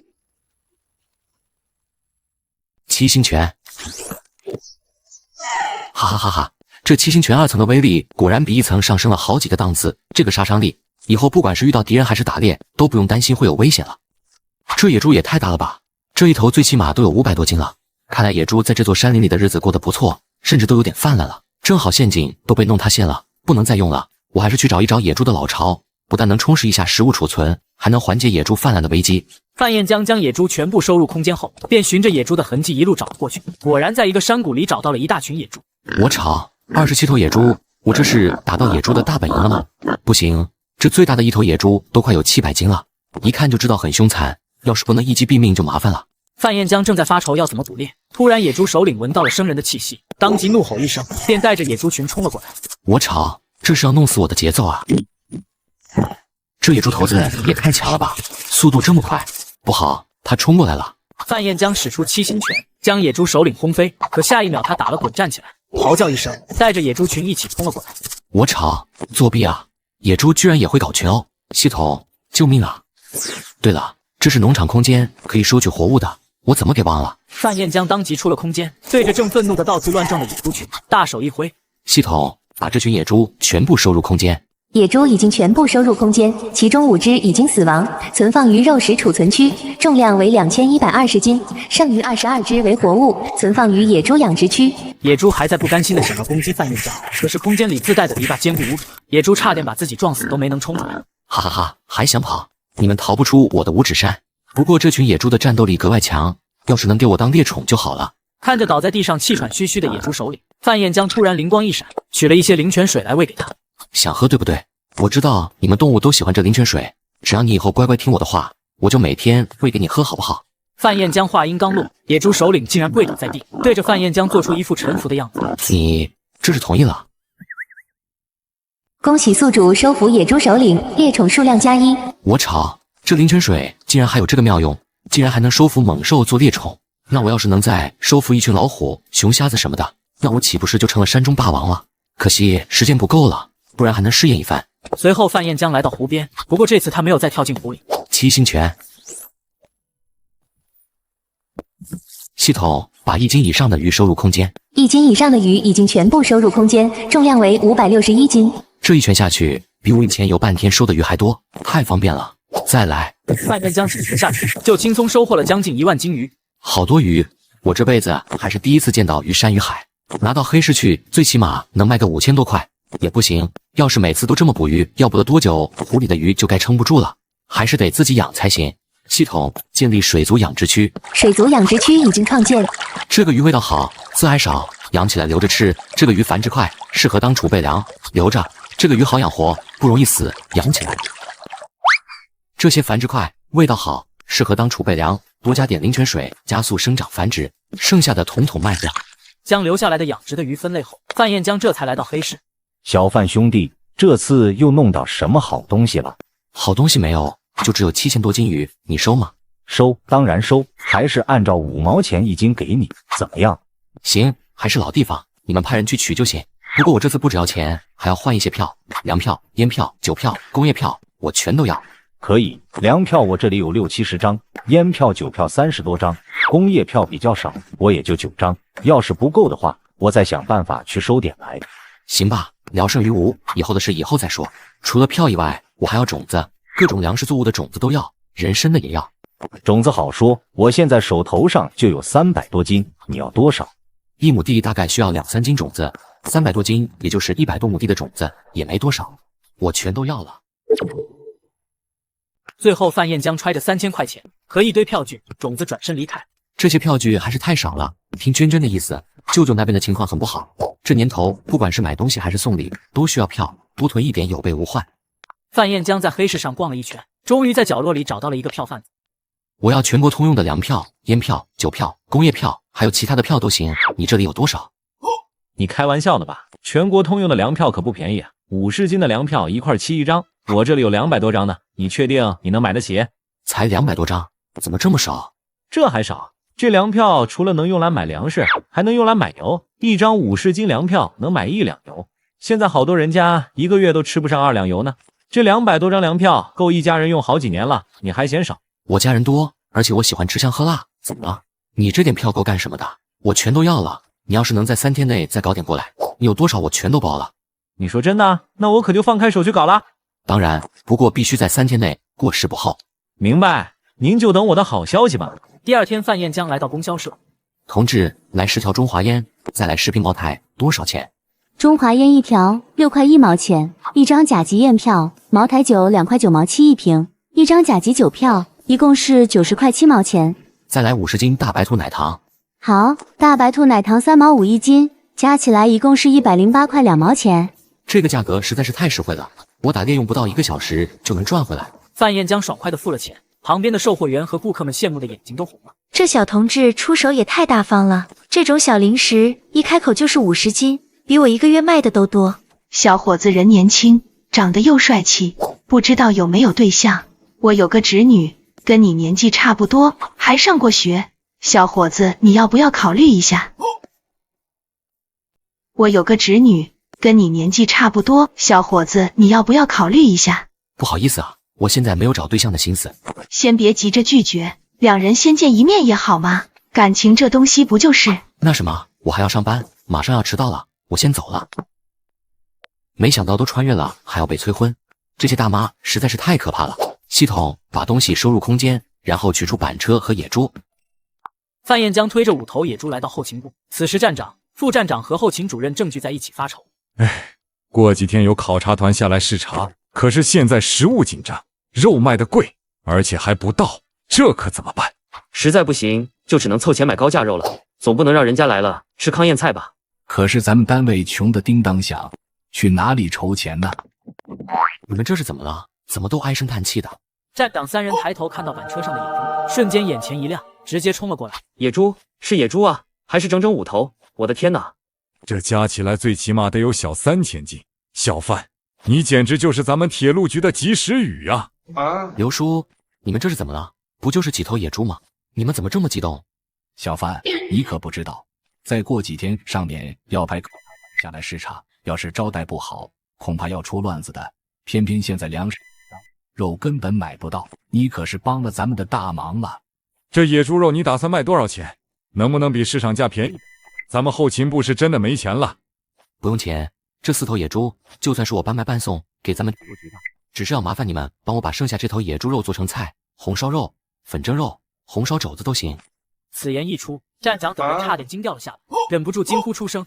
真的，这4头野猪加起来有1000多块钱呢，你卖半价，那至少也要损失500-600块，你这是血亏呀！虽然小范是好意，但是咱们可不能占你这么大的便宜。虽然我已经离职了，但我心里一直把自己当做咱们铁路局的一份子，请大家吃几块猪肉算得了什么？况且我也是有事麻烦大家帮忙的。有事你尽管说。况且我也是有事麻烦大家帮忙的。有事你尽管说，你是我看着长大的，有事我肯定帮你。我马上要下乡去了，我表妹娟娟就麻烦你们多关照了，而且以后我可能还会需要乘咱们的列车来回运送点物资什么。放心吧，我都懂，小事一桩，只要别闹得太大就行。小范，你放心，你这头野猪我肯定给你料理的巴巴适适的，你后天来取就行。那我就先走了。回到家以后，范彦江便闪身进了空间。宜早不宜迟，还是趁早把粮食种上为好，早种早收获，免得急需粮食的时候买不到。我的天，这么大一片田地，该不会让我一点一点种吧？那岂不是要累死？范彦江尝试着抬起手，对着一袋袋的种子一挥，把种子种进地里。真的有用？难道这空间是升空的？不出声行不行？用灵泉水浇灌新种植的种子。范彦江刚想到这里，下一秒灵泉里便喷出一股水雾，仿佛有意识一般，源源不绝地喷洒在刚刚种下种子的农田里。我猜的果然没错，只要用意念控制就可以。这样一来，种植粮食简直不费吹灰之力。这才没一会儿，居然就发芽了，这个生长速度也太快了吧！按照这个速度来看，等我到了舅舅那里，粮食估计就可以收获了。之后的日子，范彦江忙着囤货，3天时间匆匆而过，很快就到了下乡的日子。表哥，你要照顾好你自己，请你告诉爸爸和哥哥嫂子，我在这边很好，不用他们担心。小范啊，要是遇到什么难事，可以让过路的列车员送个信，刘叔一定会尽力帮你的。这里面是100个馒头，昨天那头野猪做的100多道菜，干吃太腻了，正好搭配馒头吃，保证嘎嘎好吃。谢谢王叔。这车都快开了，你怎么还不上去？我等人。范彦江话音刚落，执行办主任就一脸焦急地赶过来。还有10分钟，火车就要开了，你们呢？一家3口呢？怎么还没来？要是错过了时间，你知道我们要负多大的责任吗？他们应该马上就要来了，放心，不会误车的。范彦江话还没说完，不远处就传来一阵阵鬼哭狼嚎声。救命啊！我不要下乡，我不要去吃苦受累，你们放开我！放开我！我不去下乡。那恐怕由不得你。下乡名单上白纸黑字写着你的名字，你不去也得去。是你这个贱种雇了这些人，非要把我们抬过来的，对不对？你猜的没错，就是我。你们想让我替你儿子下乡，那咱们就都一起下乡，一起尝尝下乡的滋味，谁也别想跑。我可是你亲爹啊！你这个逆子，你迟早有一天会被天打雷劈的。范彦江被骂了也不生气，只是不满地看向抬着3人的彪形大汉。你们几个是没吃饭吗？他们3个这么吵吵嚷嚷的，影响了别的乘客怎么办？事情传出去，这不是让人耻笑我们范家没有规矩吗？啊，那您的意思是？江哥应该都跟你们说过吧？不用有顾虑，直接上手段。你们是为了他们好，他们迟早有一天能明白你们的良苦用心的。你这么一说，那我们可就明白了。你这个小畜生，你这话是什么意思？我警告你啊！范卫国话还没说完，抬着他的彪形大汉抡圆了胳膊，直接甩了他10几个大嘴巴子，把他打得晕头转向，再也张不开口说一个字。这力道勉强凑合吧。多吃点饭，攒攒力气，才好帮我好好照顾他们。明白，老板大气，把他们3个交给我们，您就放心吧，保证让他们这一路上都安安静静的，乖乖的到达目的地。范彦江，你这个小贱种！你说什么？不用范彦江开口，彪形大汉很有眼色的冲过去，反手甩了白灵10几个嘴巴，打完后想了一下，又额外关照了范有健的嘴。是我妈骂的人，你们打他就算了，我又没说话，你们打我干什么？我感觉你像是想要骂人的样子，所以就提前打了，防患于未然嘛。你们这是强词夺理。你这个小贱种，你敢打我儿子，我……继续骂，怎么不骂了？我倒是想要看看是你的嘴硬，还是这个私生子的嘴硬。你给我闭嘴！你好端端骂他干什么？你想害死我是不是？好了，时间不早了，你们的家务事自己慢慢处理，赶紧先上车吧。走吧，好好关照我亲爱的家人们。在范卫国3人绝望的哭喊声，彪形大汉将他们抬上了火车，时不时的还能听到清脆的八等声从车厢中传。好了，事情解决了，我也该去找我那趟火车了。范彦江正准备登上火车时，梁老将军突然赶来相送。小范，你的电报我收到了，可惜之前的事情闹得太大，你下乡的事情无法更改。没关系，本来我也打算去东北那边走一趟的，您能来送我，我就已经很开心了。我知道你是想去救你的舅舅一家，虽然你下乡的事情我不好插手，但是我可以给你安排个工作，以此方便你保护你舅舅一家。谢谢您，不知道您安排的是什么工作？具体的还没定，你先过去看看，你觉得那个岗位合适就自己说，那边我已经打过招呼了。范彦江对梁老将军感激万分，但是轻飘飘的谢谢2个字已经无法表达他的感激。他当即从空间里取出一小瓶灵泉水，交给梁老将军。这是我偶然间得到的一味灵丹妙药，无论受了多么重的伤，只要还有一口气在，喝下这瓶药就能够保住性命。如果是不太严重的伤，可以将里面的药水稀释过后再服用。OK， 好，我明白了，我会慎重使用这瓶药的。目送范彦江登上火车后，梁老将军眼神幽深地看着手里的药瓶。首长，这个范彦江明显隐瞒了很多秘密，您看要不要派人监视他？不必，他虽然有些秘密，但是为人正直且有恩必报，是个好孩子。我相信，如果国家真的有需要他的地方，他一定不会袖手旁观的。若是派人监视，让他寒了心，恐怕反而会把这个好苗子推得越来越远。另一边，范彦江坐着牛车，正往下乡点牛家屯走去。刚走到半路，突然听到远处传来一阵狼嚎声。不好了，狼来了，快跑啊！救命啊！有狼！村长，你快想想办法，我们可是知青，我们要是死了，你们村也会有麻烦的。大家冷静一点，你们越乱，越容易出问题。闭嘴！你想死就自己去，别连累我们。村长，你快去把狼赶走！刘凤霞惊慌失措下，竟然将村长推了下去，村长瞬间便被狼群包围了起来。你他娘的疯啊！我不是故意的，是他自己没站稳，正好趁着他引走狼群，咱们快跑吧！对，咱们还能回去找人来救村长。驾，快跑！救命啊！等等我，不要丢下我！一群贪生怕死的怂货，老子可不屑于与你们为伍。说到这里，范彦江直接从牛车上一跃而下，对着扑向村长的狼群冲了过去。村长，别怕，我来救你。小范，你小心点儿，这些恶狼凶得很，是真的会吃人的。哼，还敢挑衅我，找死！这狼也太瘦了吧，这一头顶多30斤左右，不过聊胜于无，有总比没有强。小范，谢谢你，要不是你舍命相救，今天我这条命就要交代在这里了。举手之劳而已，你也是为了来接我们才会遇上狼群，我总不能见死不救吧？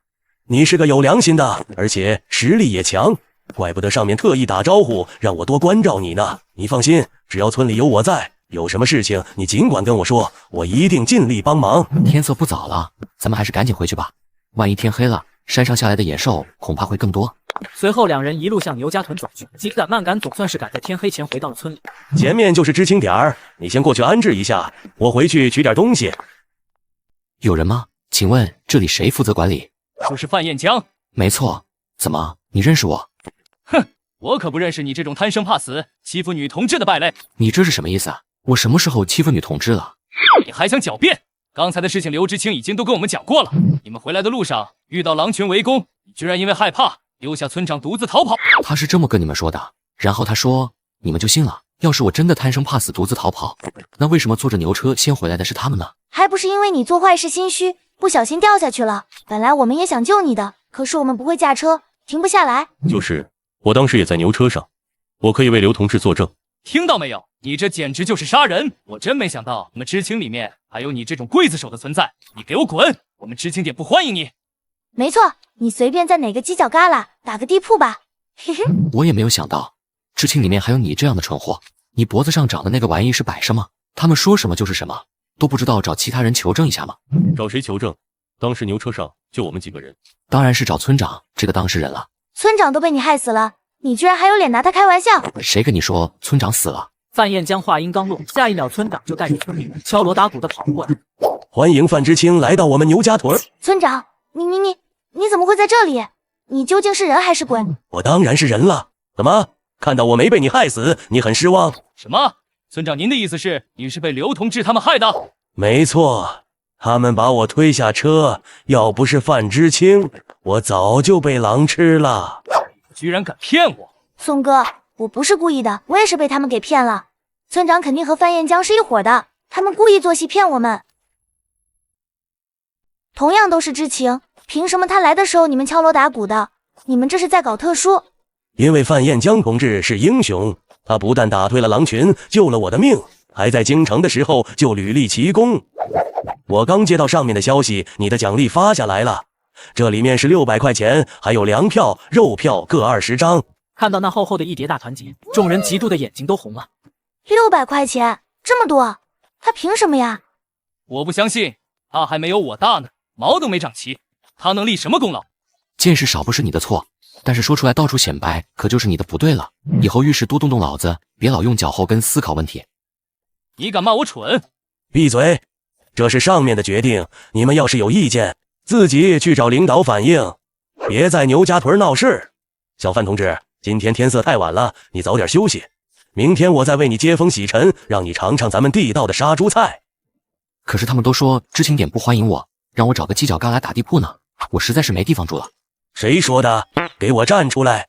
真是反了天了，在我们牛家屯的地盘上，居然还敢排挤英雄，你们是要造反吗？不敢，这都是误会。小范，你想住哪间房，你自己选，我看谁敢反对。我这人怕冷，就选那间最大、光照最好的吧。你故意的是不是？那间房明明一直是我住着的。那就腾出来，给你10分钟，你不搬，我就让人帮你搬。宋琦有怒不敢发，只能憋着一肚子气去搬家。好了，我搬完了。好臭啊！你是多久没洗脚了？把房间都熏臭了，真是一点卫生都不讲。你胡说八道！我每天都有洗脚，实在故意找茬是不是？天天洗还这么臭，不行，我快要被熏吐了。这房子我可不敢住。村长，村里有没有空房间？我想自己住一个独门独院的。当然有，你跟我来，我带你去看看。那我这房间不是白折腾了？范彦江，你玩我是不是？谁说白折腾了？腾出来的房间正好晾一晾，散散臭味，然后留给下一波知青住。你就别再进去荼毒那么好的一间房了。范彦江，你给我等着，老子跟你没完！村长带着范彦江在村里转悠，耐心地给他介绍村里空余的几处院子。这个院子是村里老猎户新盖的，房子盖好后没多久，他上山打猎的时候就被熊瞎子叼走了，这房子就空了下来。你看，这青砖大瓦房看着就舒服，那我就选这个院子了，你开个价吧。这房子卖价是1300块，租的话是1个月10块钱。你要是钱不富裕的话，还是租比较划算。虽然贵了点，但是以后要把舅舅他们接过来住，而且还要在这边待个好几年，还是把房子买下来住起来，心里才踏实。不用，我直接买吧。那好，我这就给你办手续。村长收了钱，很快就把手续办好了。对了，村长，我想跟您打听一下，咱们村是不是有一姓张的人家？是有这么一家，他们放到农场那边做活的，平时就住在牛棚附近的茅草屋里。过来的时候是一个祖孙一家4口。3年前老太太病逝了，听说前段时间小女儿也走丢了，现在就剩下父子俩，还有一个怀孕的儿媳妇了。不知道是不是你要找的人？对，没错，就是他们。村长，你现在能带我去找他们吗？现在天都这么晚了，要不还是明天再去吧。不行，这么冷的天，我怕耽误一晚上就。范彦江话还没说完，就听到远处传来一阵喧哗声，隐约还能听到一阵阵凄厉的哭喊声。不好，听声音是牛棚那边传来的。什么？我媳妇儿难产，她快不行了，求求你们帮忙送她去医院吧。嘿，还想看医生，想得美！我听说你们张家以前可是富得流油，以前享福享多了，现在就是你们的待遇，活该。我们家一向行善积德，没有做过坏事。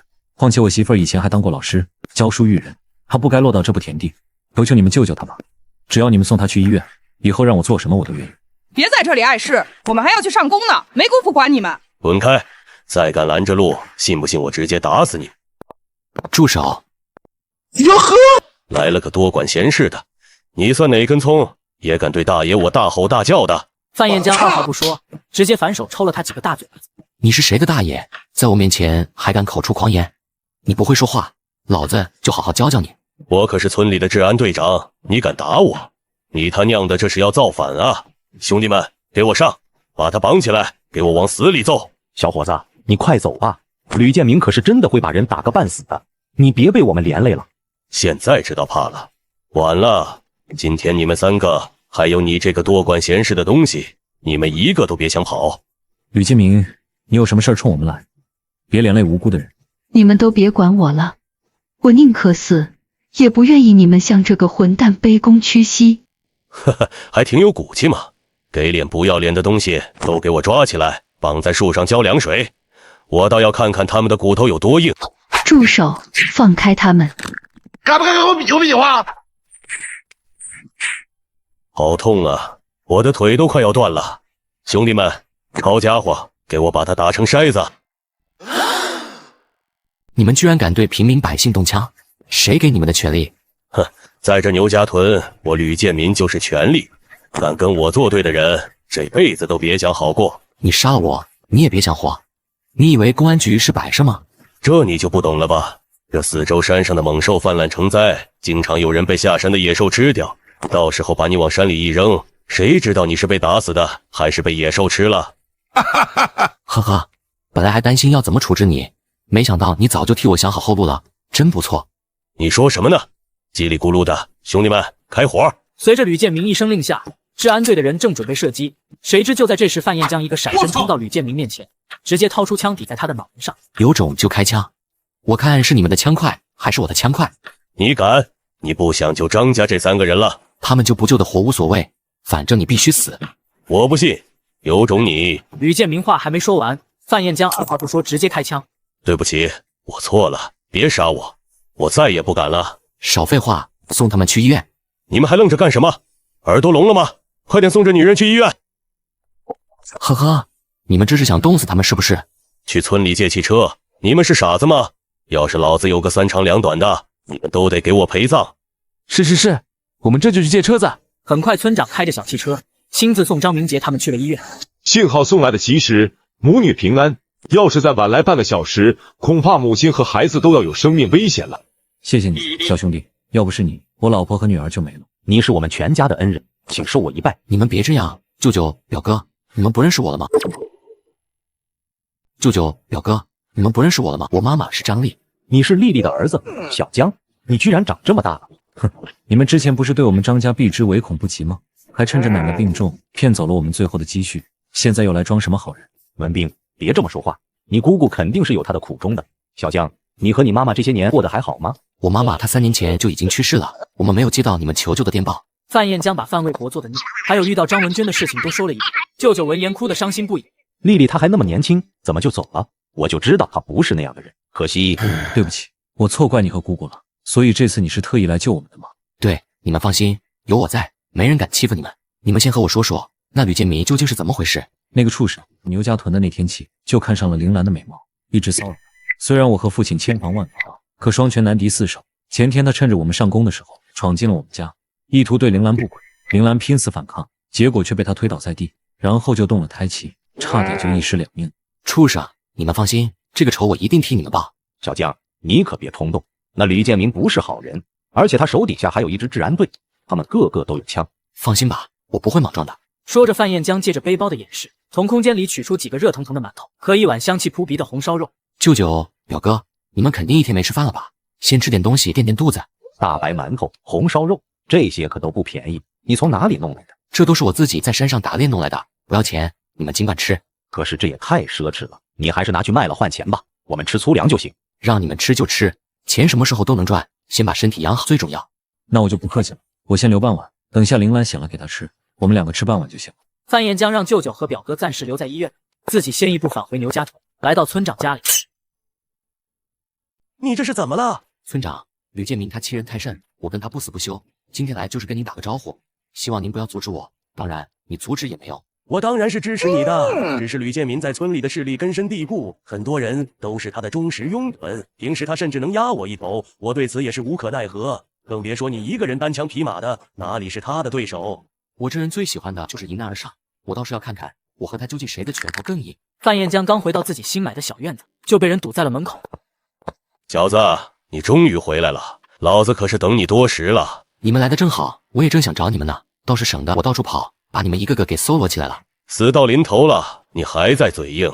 昨天是老子小瞧了你，今天我们可都是带着家伙来的。小子，你就乖乖受死吧。村里这么多人，你要是杀了我，会被人看见的吧？呵呵，你死心吧，没有人会来救你的。我早就警告过全村人了，今天谁敢出门管闲事，我就弄死他。好，做得好，那倒是省了我不少事了。少废话，兄弟们，直接开枪，弄死他！去死吧！救命啊！来人啊！我还不想死。放心吧，我不会让你们这么轻易就死掉的。住手！范彦江，你到底想要干什么？干什么？当然是教你们重新做人了。好冷，救命啊！我要被冻成冰棍了。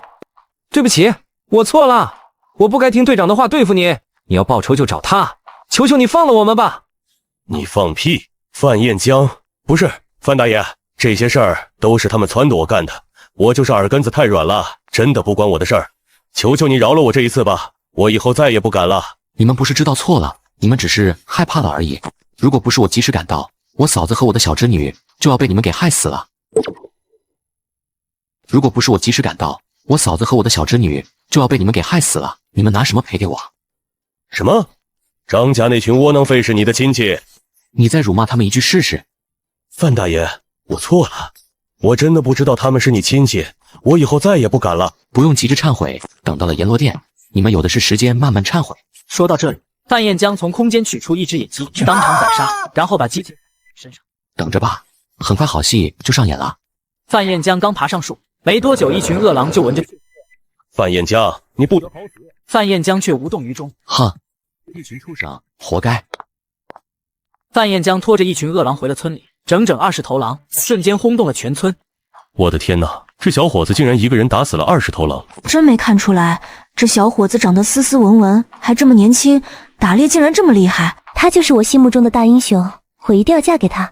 哼，不过是一个头脑简单、四肢发达的莽夫而已，有什么好的？我比他强100倍。思思，你应该喜欢像我这样有文化的人。范彦江闻言嗤笑一声，反手就将一头狼扔了过去。宋琦吓得当场瘫倒在地。救命啊！有狼！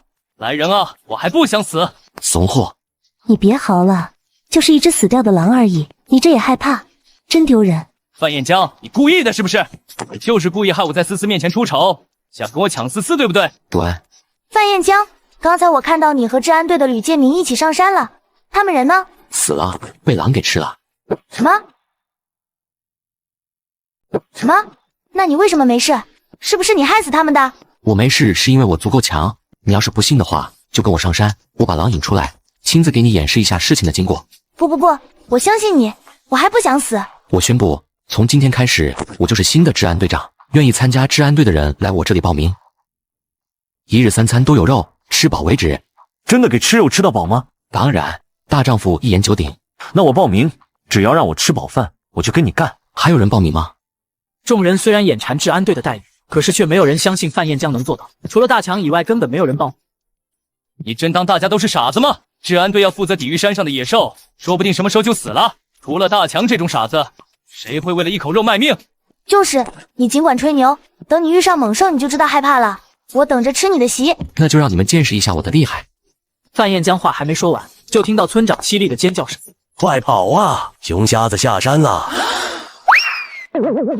范彦江，你不是很牛吗？到你表现的时候了。队长，怎么办？冷静，区3头熊而已。系统把野猪群和狼群全都投放到我的院子里。丁，战宠已经投放完毕。范彦江吹了声口哨，下一秒上百头野猪和狼群破门而出，瞬间就将3头熊瞎子淹没。不到半个小时，熊瞎子就变成了白骨，全村人顿时都被吓傻了。现在我当治安队长，还有谁不服？服，我们都服。自此以后，范彦江就成了牛家屯货真价实的一把手，开始过上了作威作福的日子。